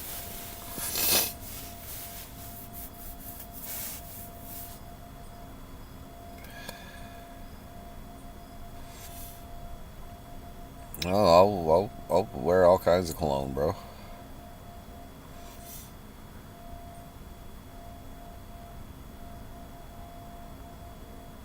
Season pass for Laronde for the amusement park. Well, maybe next year, but the season's almost over, dude. Winter's coming. Have I ever seen Smashing Pumpkins? I've seen them twice. I saw them first on their Melancholy and the Infinite Sadness tour. I saw them probably like a week or two after their keyboardist, what was his name, Jonathan Melvoin, I think, passed away, and Jimmy Chamberlain, their drummer, was implicated. So when I saw them, I believe they had Matt Walker from Filter playing drums, if I recall. Pretty sure.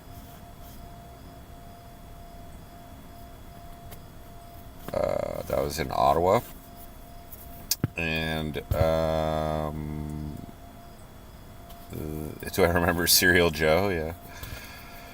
Oh, I can't remember their song though. And then I also saw Smashing Pumpkins at an Intimate and Interactive in Toronto. There was a specific time that you were able to call in and get free tickets. So my buddy actually managed to get in twice and got us each a ticket. And then we found out that each ticket came with a free ticket. So when we were there were these girls begging people for tickets on the street. We just gave ours to them. So a couple chicks got to see them for free.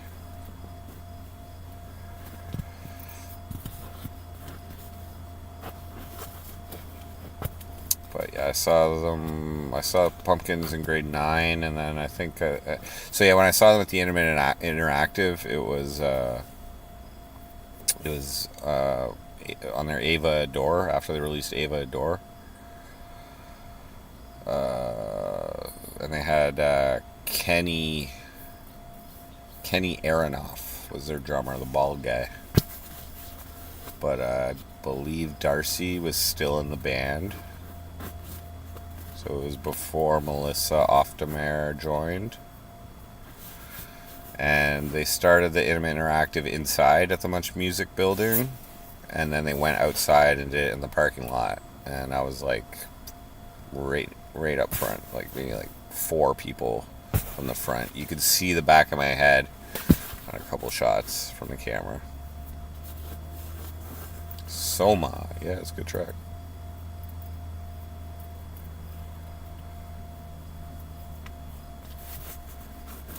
Yeah, so season passes, they only last really the summer here because we have winter. I don't know where you are, but Must be in like the Bahamas or something. But Lerone is a Six Flags. Six Flags thing. But last time we went, we got rained out. We were about to go on this crazy ride. We were literally like, it started raining, and so they were like delaying the ride. And then it stopped raining, so we went and actually got in the seats, and then it fucking started pouring, so we had to like get out of the seats of the ride. We were like, fuck it, let's get out of here.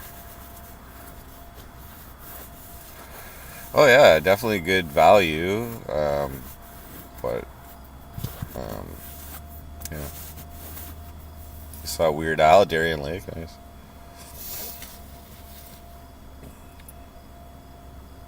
Kiss in '79 was your first. My first real show was Aerosmith in like '93, '94 maybe. It was their Get a Grip tour. It was at the Ottawa Exposition, Ottawa X, and Collective Soul opened up for them. Maybe it was '92. I don't know. I was in grade 7 or grade 8. So it must have been '94.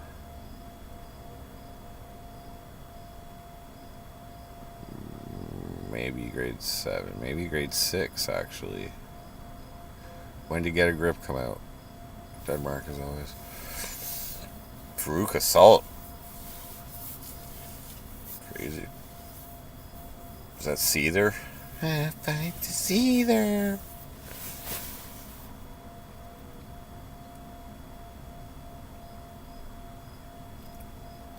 Yeah, Aerosmith was my first real concert. I remember wanting to go see ZZ Top. There was a show ZZ Top and George Thorogood was opening for them. I wanted to go see that. That was like the first show I remember really wanting to go see.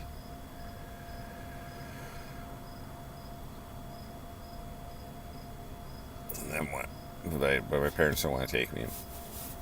And then, but it was when ZZ Top released their Antenna album with Pincushion. I really liked that song and that album. Oh, I just got a whiff of pig shit. Yeah, depending on the breeze, I sometimes get a whiff. Ugh. Damn it. I should close my fucking vent here. Ugh. Yikes.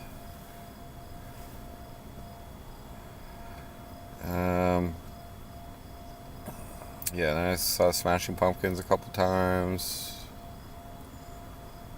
I went and saw Metallica. In high school. I think it was high school. I don't know, but I saw Metallica on their Saint Anger tour. Godsmack opened for them.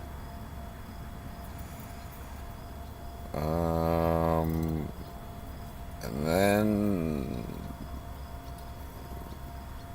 let's see. I never went to like Warped Tour or anything like that. All my friends did, but I never went. I never went to Rockfest. That was a big one. I went and saw Buy Her a Quest 3S. Maybe it's me that has a slow leak. No, I can recognize the pig shit now.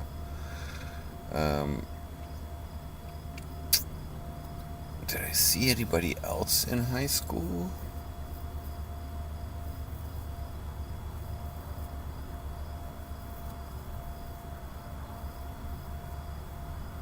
I can't recall.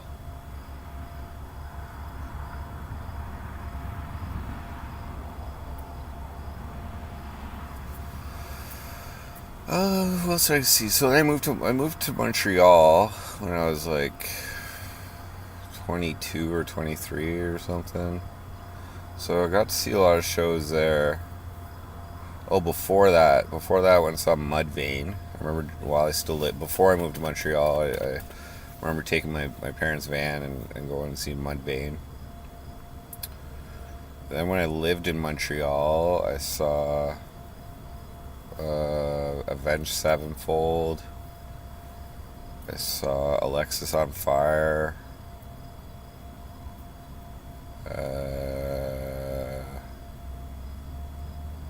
Like whoever opened for them. I remember American Head Charge opened up for Avenged Sevenfold. And there's probably another show. Seosin, I think, opened up for Alexis on Fire. I will say that Avenged Sevenfold's guitarists were fucking sick. Then I saw a couple bands in Cornwall too. Actually, I saw Nickelback in Cornwall. I saw a little bit of Nazareth in Cornwall, but I had to leave because I was a little too high on ecstasy. I saw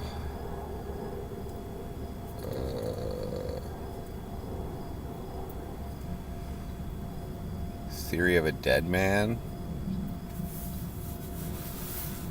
I also played a few shows with some bigger bands.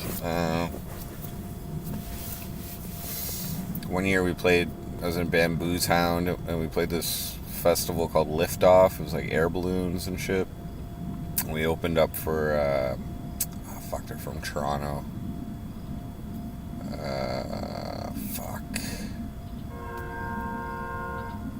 There's some like pop, rap, metal, or not rap, pop rock. I forget what they're called. No, I never seen Seven Dust. They had I think they had like a name, like a male name in their band name. Fuck.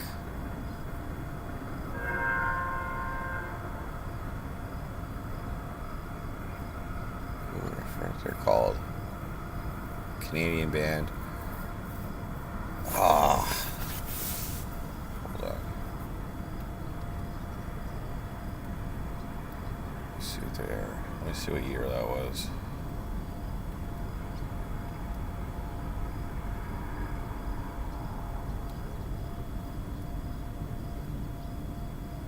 "12 years ago."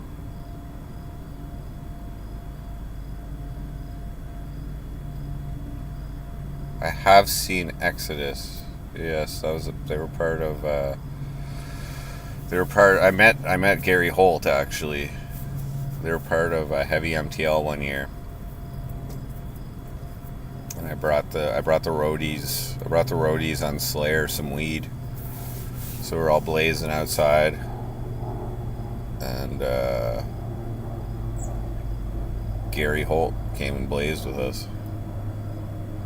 Shook his hand. He was like to my right. I was passing my joints to Gary Holt. Fuck. Who's that band? Cornwall Liftoff. What year would that be? 2013.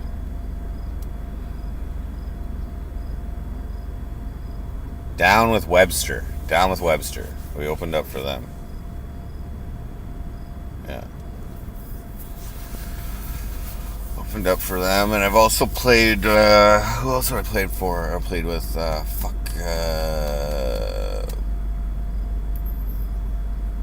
think they were called Affiance? I opened up for them when I was in Erebus.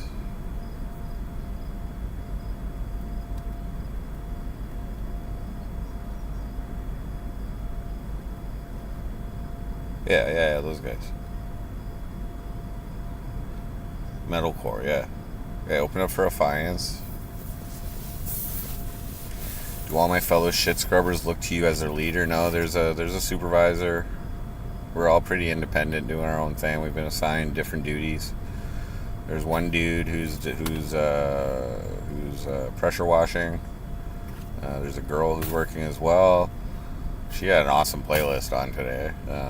All like 90s stuff. It was awesome. Anyway, she's doing like more intricate hand cleaning, like toothbrush and shit, cleaning pipes and equipment, things like that.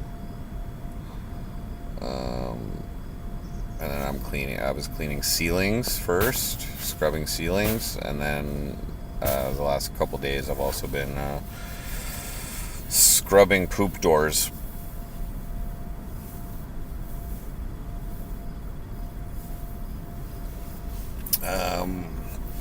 Who's another band I opened for in Cornwall? Beyond Creation. They went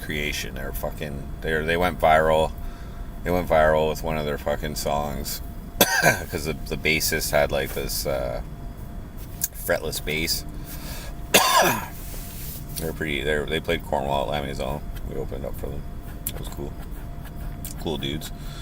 Met the guitarist Kevin Charte. Charte. Yeah, who's other bands? So I saw Body Count when I went to Heavy MTL. So I got free tickets. I've seen Meshuggah. I've seen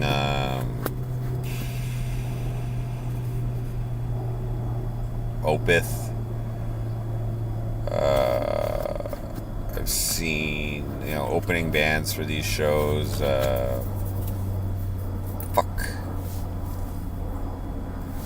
It's one of the bands that the guys from Queens of the Stone Age does on the side. Something of rock and roll or something. What the fuck are they called? Gary Holt, yeah.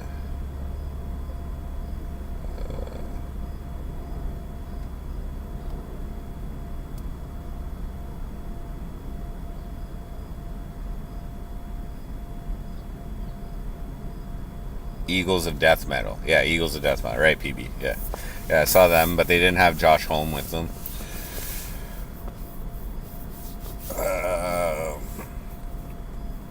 They're pretty good.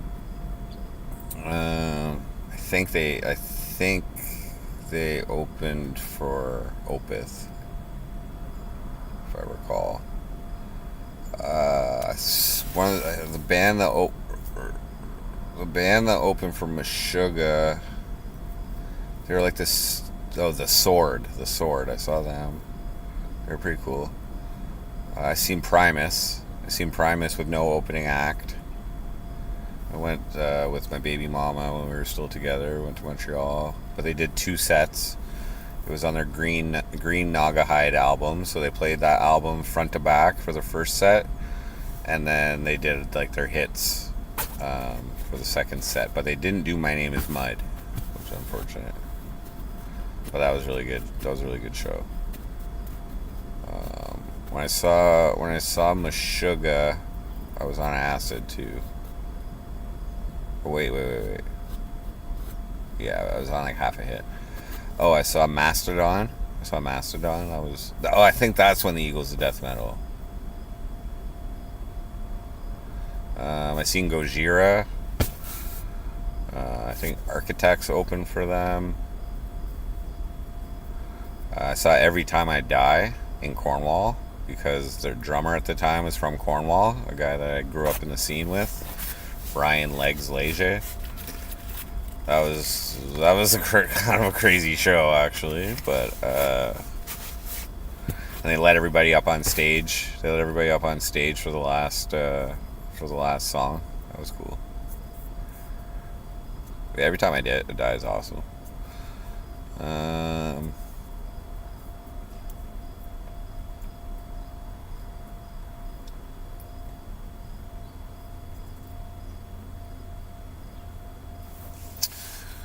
Wearing Crocs or sliders? No, I wear rubber boots.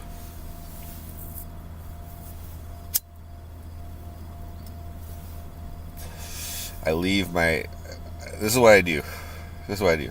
I wear these shoes, these boots or whatever shoes, over to like the office, bathroom, shower area. Okay, I've got my work clothes over there. They weren't dry yesterday, so I wore the clothes that I was wearing. Okay, in there, I switch over to my own pair of rubber boots. Okay. And then I walk over to the barn, and I leave my rubber boots outside of the barn. And then I walk in my socks into the barn, put on like the designated rubber boots. This is all for biosecurity. The designated rubber boots that are in there, and I put my coveralls on. And any PPE that I need to be wearing, such as gloves, N95 face mask if I need it, face shield. I use a full face shield when I'm doing the ceilings, because that fucking soap will get you.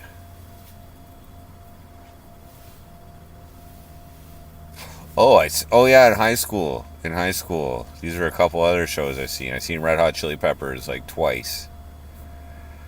I seen Red Hot Chili Peppers in Albany. This is before I got banned from the U.S. Foo Fighters opened for them, and I also saw them in Montreal when Queens of the Stone Age opened for them. Yeah, I was like grade 11 and grade 12. All right, I used to really like Chili Peppers. The band I was in called Biomass. We did a lot of Red Hot Chili Peppers covers.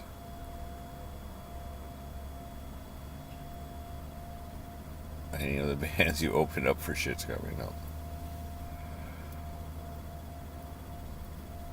Yeah, I knew I was forgetting something.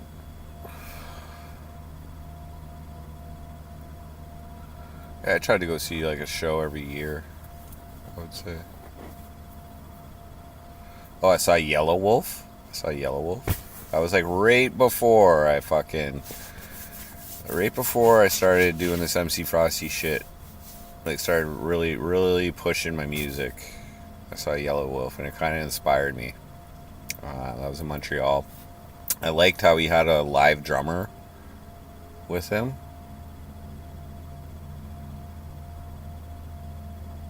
And a lot of these shows were free tickets because my very good friend, like we've kind of grown apart, but my very good friend is the tour manager for Gojira. So he's got links with all the other management companies, and so if it's not an arena show, if it's like a smaller venue, like at the time it was Metropolis or M-Telus, he'd just make a phone call and get me on guest list, or whoever on guest list. So I saw Yellow Wolf for free. I saw Gojira for free in like a VIP area, obviously. I saw Mastodon for free, and my band for like he got us all guest list. Erebus at the time. I saw Meshuggah for free. I got into Heavy MTL for free. That was as a thank you for hooking up the roadies of Slayer with some weed. I did that 2 years in a row.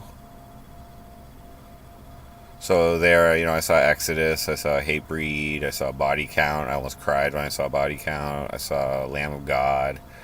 I saw fucking whatever else. Slayer, obviously. The second year though, it wasn't Heavy MTL that Slayer was playing. The second time I brought them weed.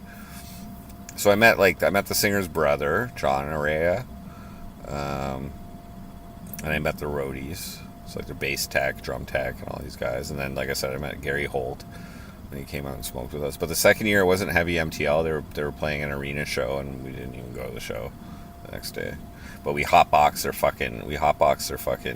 their tour bus. Mad blunts. When I went to the hotel to like give them the weed, I didn't charge them or anything. When I went to the hotel to give them the weed, fucking Kerry King was coming out of the elevator right as me and my buddy were going up. Didn't say anything, but yeah, walked right by Kerry King. And also, when I first started doing this MC Frosty thing, I guess this was 2018. There was a competition. There was an online competition where musical acts could submit their music video, and there was like a voting system, and whoever won the voting system got an opening spot on it's called Montreal 79 or Montreal 77. It was a punk festival thing. So I didn't win, obviously. I submitted my dick pics music video. I was kind of trolling, but anyway, I submitted my dick pics. I had blue hair, so I was like, yeah, I'm punk. So I fucking submitted the music video, and then I didn't win, but they gave like a participation gift for guest list within a +1 to go to the Montreal 79 show. So there I saw Rise Against, The Interrupters, Suicidal Tendencies, Me First and the Gimme Gimmes, AFI. Yeah, so that was pretty good. That was a pretty good lineup, I guess.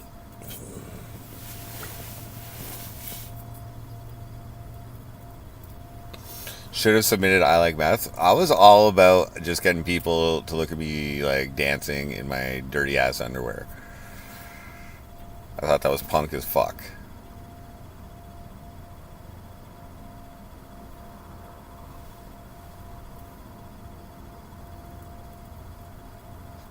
Slayer hasn't had a good riff since Jeff Hanneman died. Have they even released an album since then?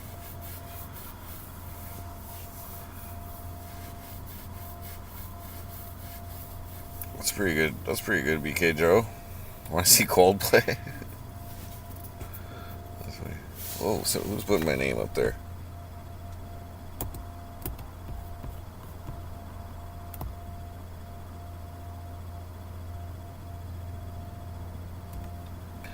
I'm gonna change my stage name to Big Poop Pops. Big Papa Poops. No. I should quit smoking. Yeah, maybe. Oh, now my back is hitting the floor here. How long does that last? I'm just trying to think any other fucking bands I've seen. I used to just stay away from the big festivals. One band I really want to see is Limp Bizkit. I'd like to see them before they retire.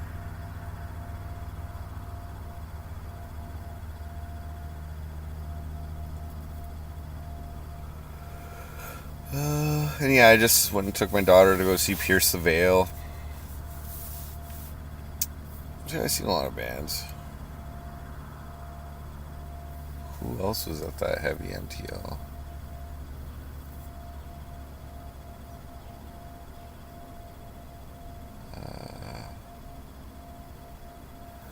There was like Hailstorm. I didn't really like that shit.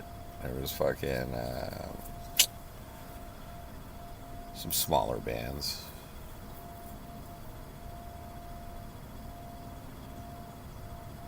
Or was Hailstorm? No, Hailstorm was at Montreal 79 or 77 or whatever it's called. Maybe 77. Into Eternity? I don't know. I'm not sure.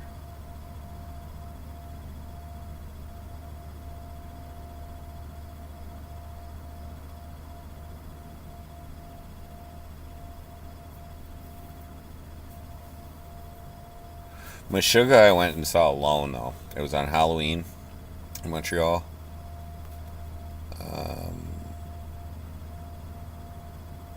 went up. I couldn't get a ride, so I just took a train up, and then I met up with some friends after the show from Montreal. So I chilled at their place for a couple days, I think.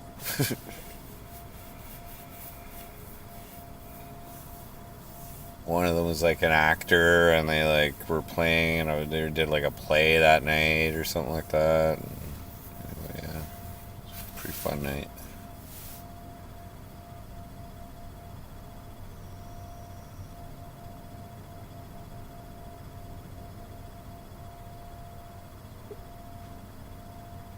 I remember after, yeah, Mastodon. I was on a little bit of acid too.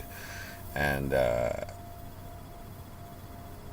remember I got back to Cornwall after the show. And this chick asked me to go hang out with her.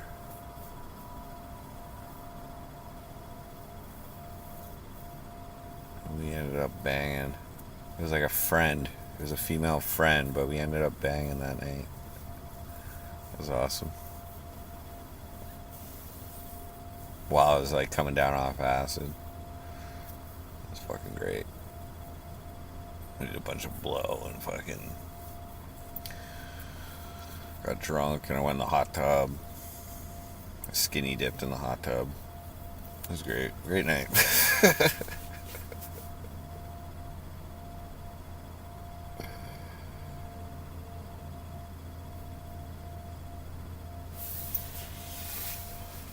When we met Mastodon, they were all flying on something. Yeah, I bet. Pretty funny that Thomas Hockey and Meshuggah apologized for creating Gent. Yeah, I remember making eye contact with Brent, one of the guitarists in Mastodon. He was giving me weird looks. I don't know.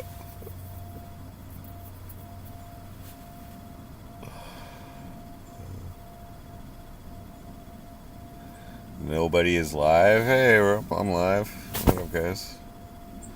It's getting kind of late though. It's like fucking 7:30.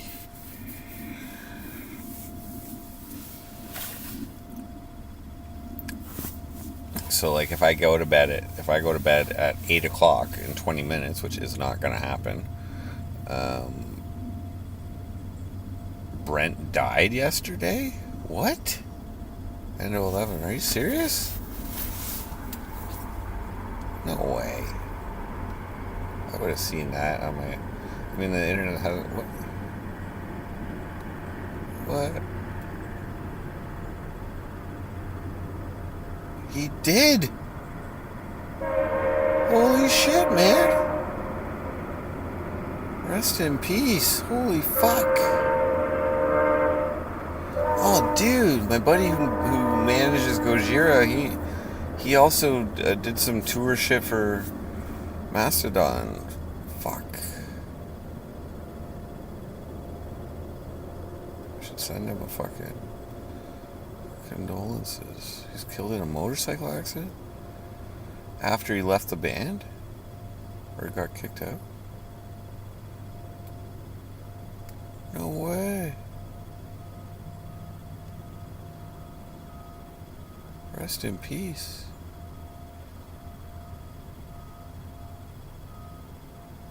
Wow.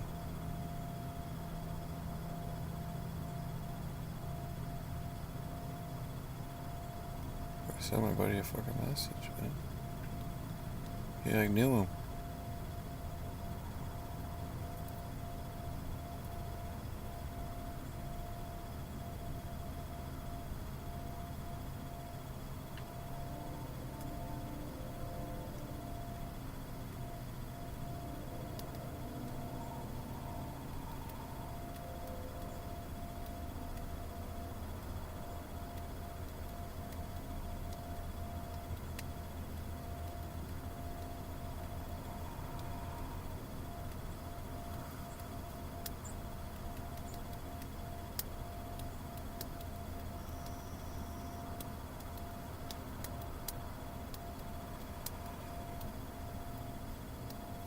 Damn.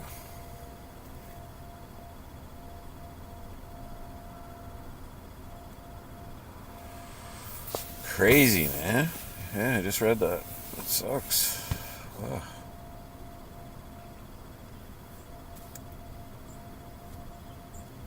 No, I didn't hear anything, man. I just got Wi-Fi yesterday here, like, well, last night, less than 12 hours ago. Eh? Crazy.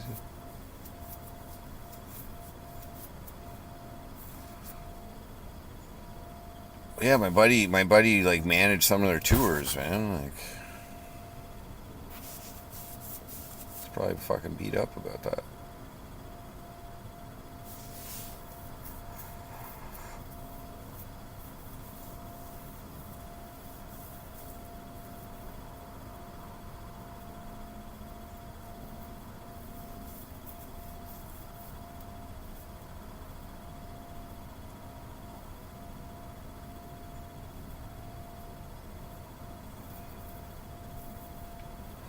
My buddy there, like he so I have a song I have a song Alone at Midnight, and like the chords in the chorus, when my buddy heard it, it like reminded him of Mastodon chords, guitar chords.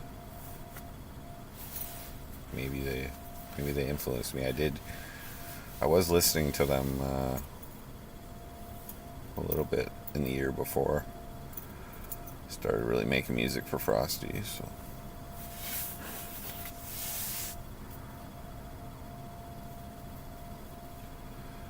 I have a laptop.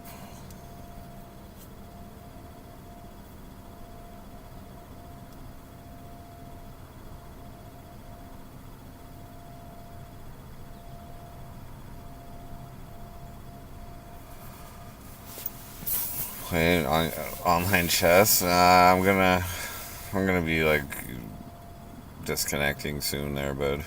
Thanks for the offer.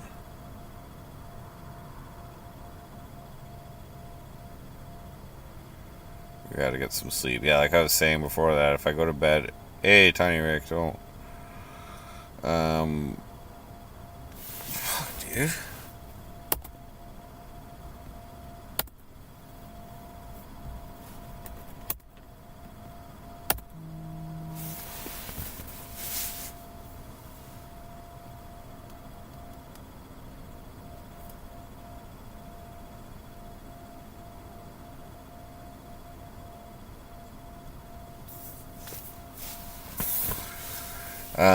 Yeah. So if I go to bed at 8 o'clock, I get up at 6. It's only 10 hours. I guess that's 10 hours of sleep. That's not too bad.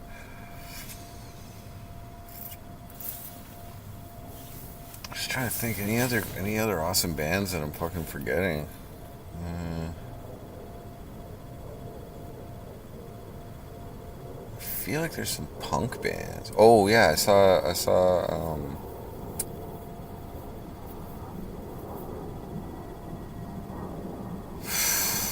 It's on the tip of my tongue. Strung Out. I saw Strung Out. They were really good. I saw them play one year, and like their gear had just gotten robbed in like Cleveland or something like that, or Pittsburgh or something. Oh, and I saw Head P. I saw Head P with Landon one year.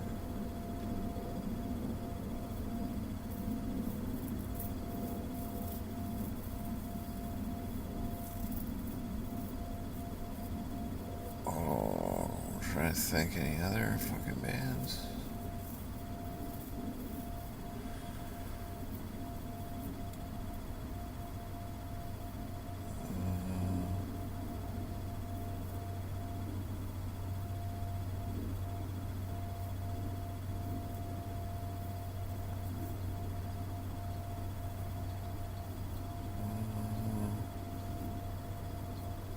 I mean, like April Wine has played Cornwall like a million times, so I've seen them.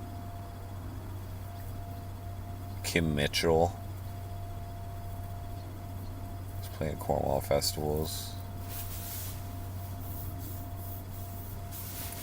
Alan Doyle from Great Big Sea.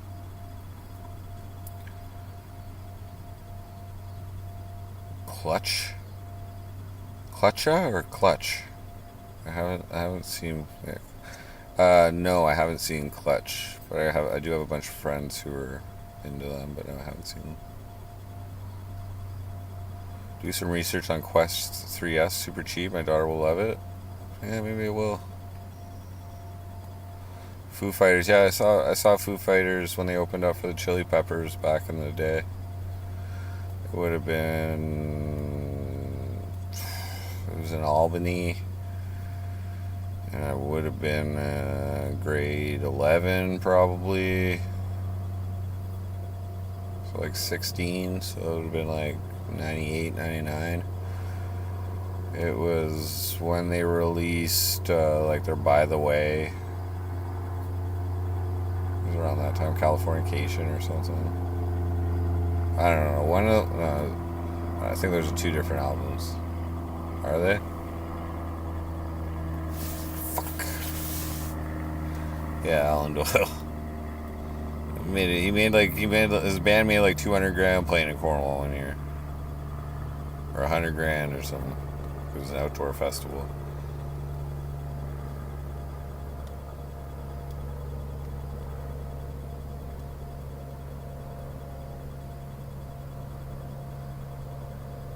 And it also put that festival bankrupt.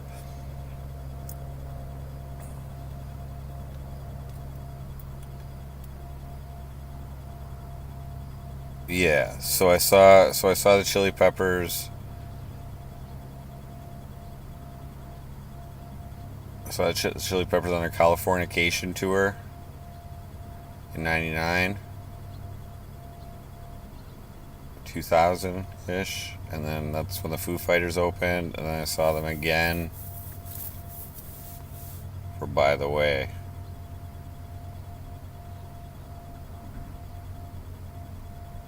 In Montreal. Did I? Was it? No, maybe not. Maybe I saw them twice on Californication. When was that show? Red Hot Chili Peppers and Queens of the Stone Age.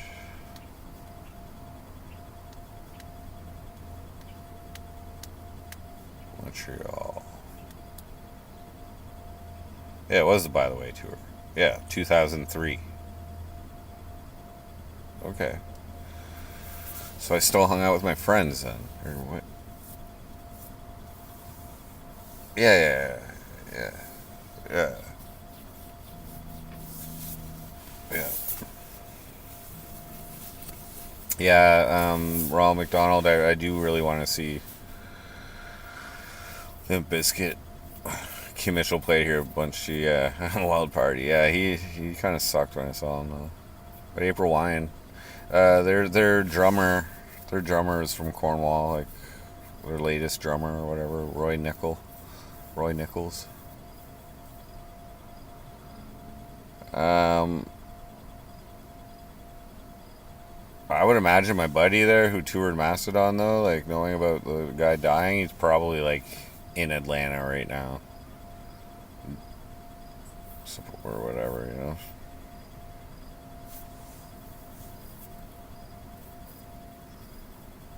Who else? I know there's some other bands, like probably opening acts.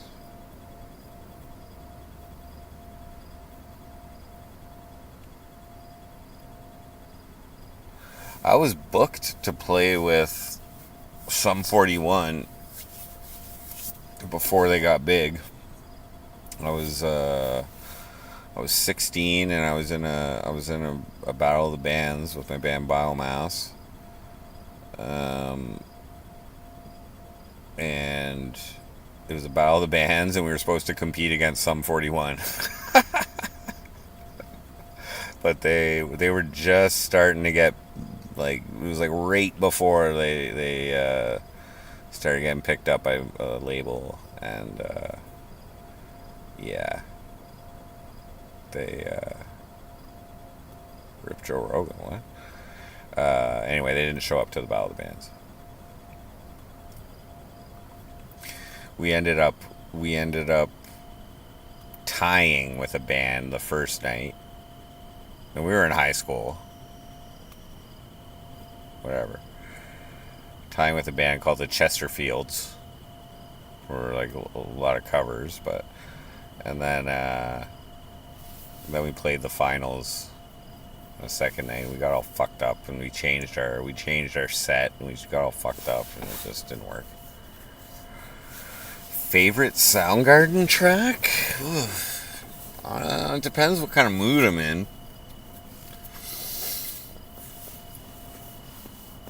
But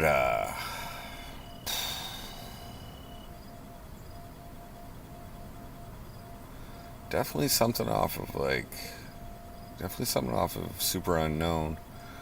I would say either 4th of July. Like, I just go by like how it makes me feel, and I don't know, 4th of July or like Mailman. Those two songs I fucking really get into. So like fucking.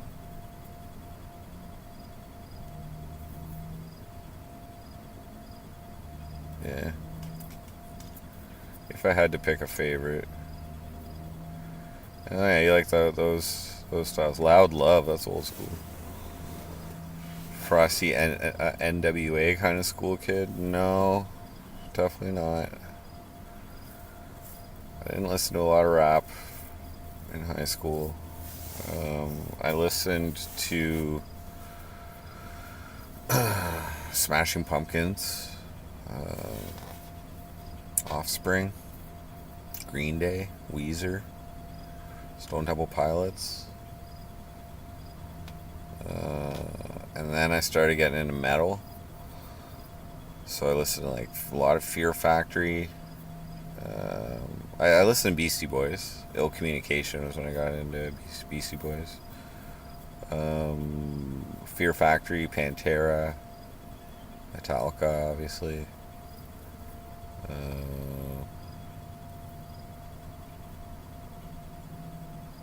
Did I say Aerosmith? Yeah, Aerosmith. But I mean, I listened to Aerosmith like Get a Grip, and like then I started listening to them like before Get a Grip. I didn't really like their stuff after Get a Grip. But Get a Grip was awesome. And then like what else? Oh, White Zombie. White Zombie. Fuck yeah. That's kind of like they're like top level. At least Less Sex Orsisto and Astro Creep 2000. Those fucking fuck yeah. I listened to Deicide. I didn't really get into Cannibal Corpse, but I listened to Deicide. Lenny Kravitz. I listened to a lot of Lenny Kravitz. Got into Sugar Ray. I like Sugar Ray, like the first couple albums, but I respect when they like sold out and like became pop masters. I respect their shit still.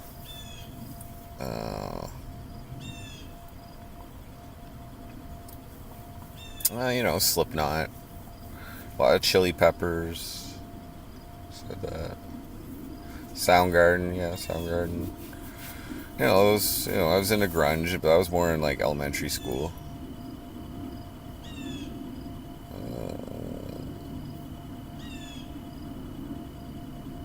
21 Pilots. I haven't listened to much of them, but my daughter really likes them. I was looking at the trending songs on YouTube earlier, and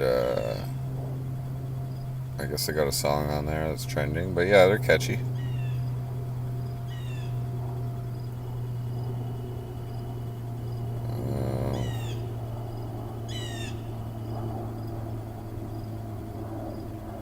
Yeah, Limp Bizkit. I wasn't super into Korn, but I was familiar. The new metal. And you. What's going on outside, Edward? There's birds chirping. There's a plane flying by. Smells like pig shit.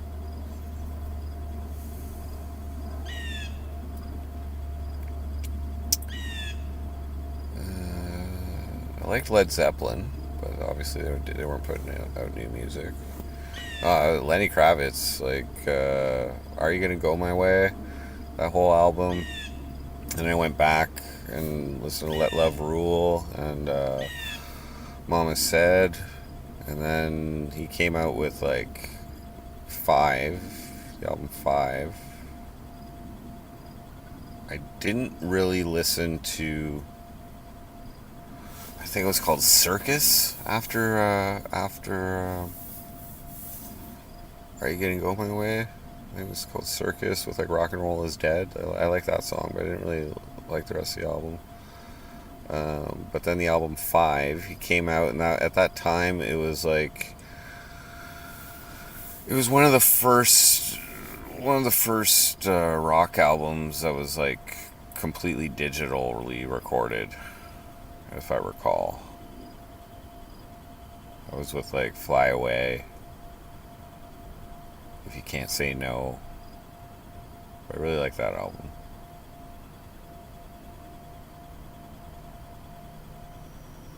I was in high school. We used to cover that. I didn't listen to a lot of like Tragically Hip or like for Canadian bands. I don't know. I kind of like 5440.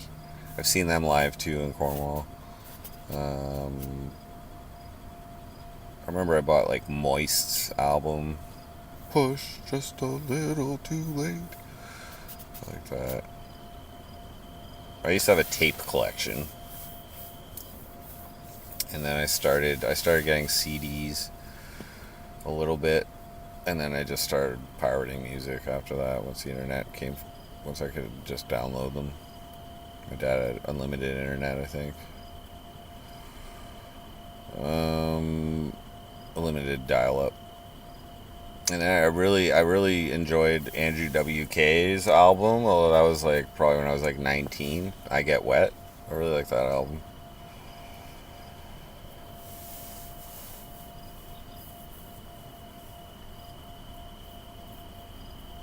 Yeah. Doors? I don't like the Doors at all. Like aside from their hits, like Break On Through, Light My Fire, I think they're fucking trash, to tell you the truth. Like how the hell did these guys fucking get big? Oh, I was into Jimi Hendrix though. Mostly for his guitar work, but they're pretty wild.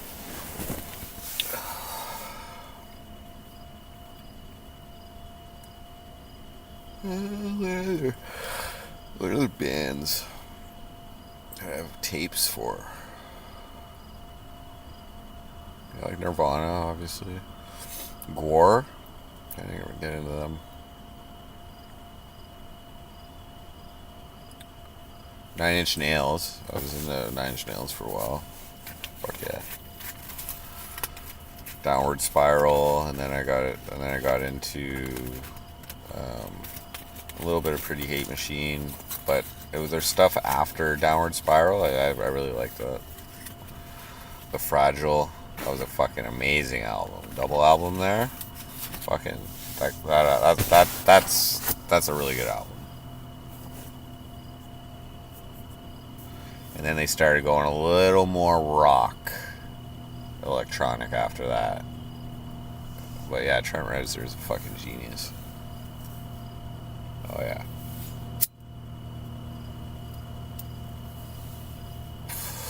Remember I bought one of their live DVDs, or somebody gave it to me as a gift or something.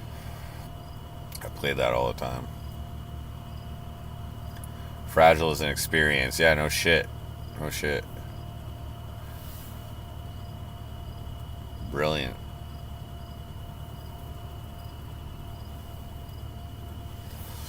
Never. Who's You Can Burn a Hole in the Tent. I got ashtrays right here. It's okay. Um,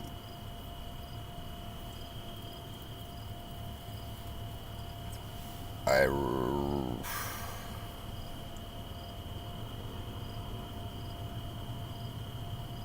trying to think here. Yeah, I never really got into Tool though. A lot of people are surprised by that, but I never never quite felt it until I did acid on stream, one of those streams, and we put on some Tool. I was like, whoa. Looking at the album cover and shit, like, whoa, okay, I get it.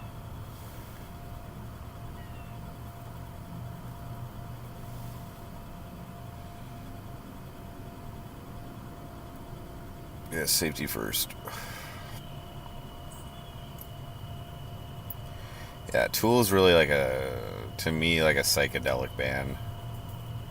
But I didn't do a lot of psychedelics in high school. I did like half a hit of acid.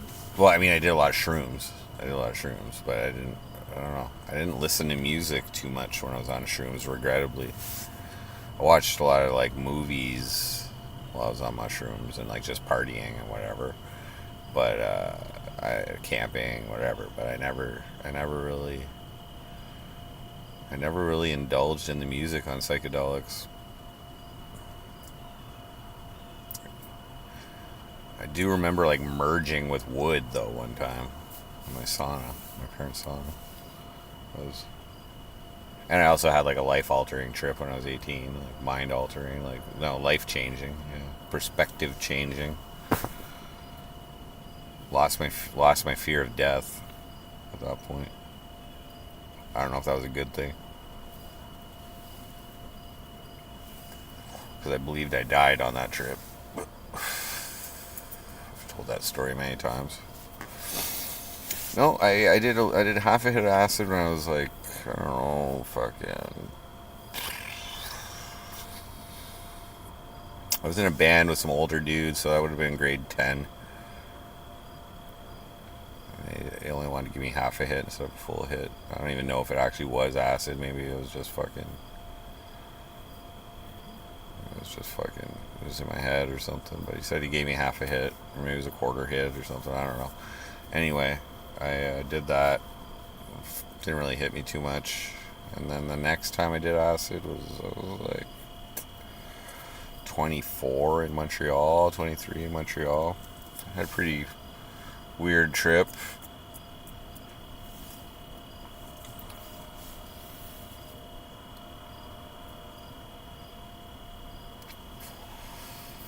I remember like going out on the street and there was this like vagrant woman going around and we were in front of a pizzeria smoking a joint. She had like the blackest hair. She was like a witch or something. And anyway, she like came up to me. She's like, "Oh, can I just get a little taste? I just want a little taste." I'm tripping on acid. Oh fuck. And then the next time I probably did acid was probably when I was like, I guess I was living there.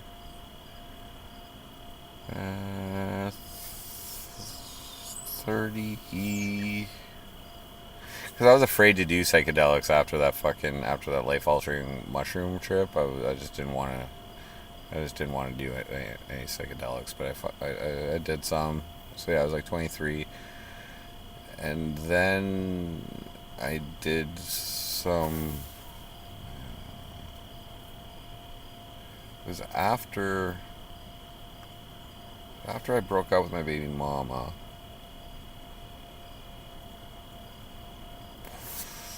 Not when I lived at the place after. So I broke up with her when I was like 30. And then I lived at this one place for like 2 years, a year and a half. So I would have been like 33 or so. Nope, 34.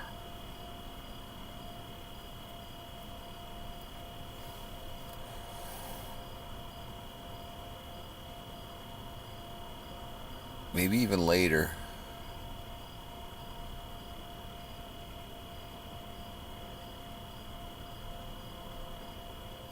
But that was around that time I got introduced to Terminal Cheesecake. They're an awesome acid band. Did loads of acid. Yeah, I didn't. There was a few people that I knew who did a bunch of acid, and a few of my friends did a bunch, but I never did. I never did it, except for that one time.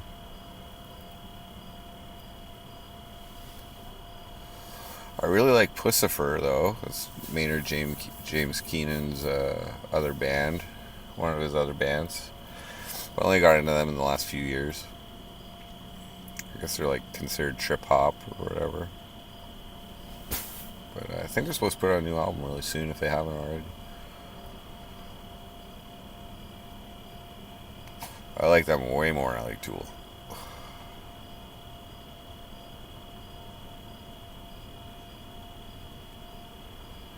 Been on a prog kick.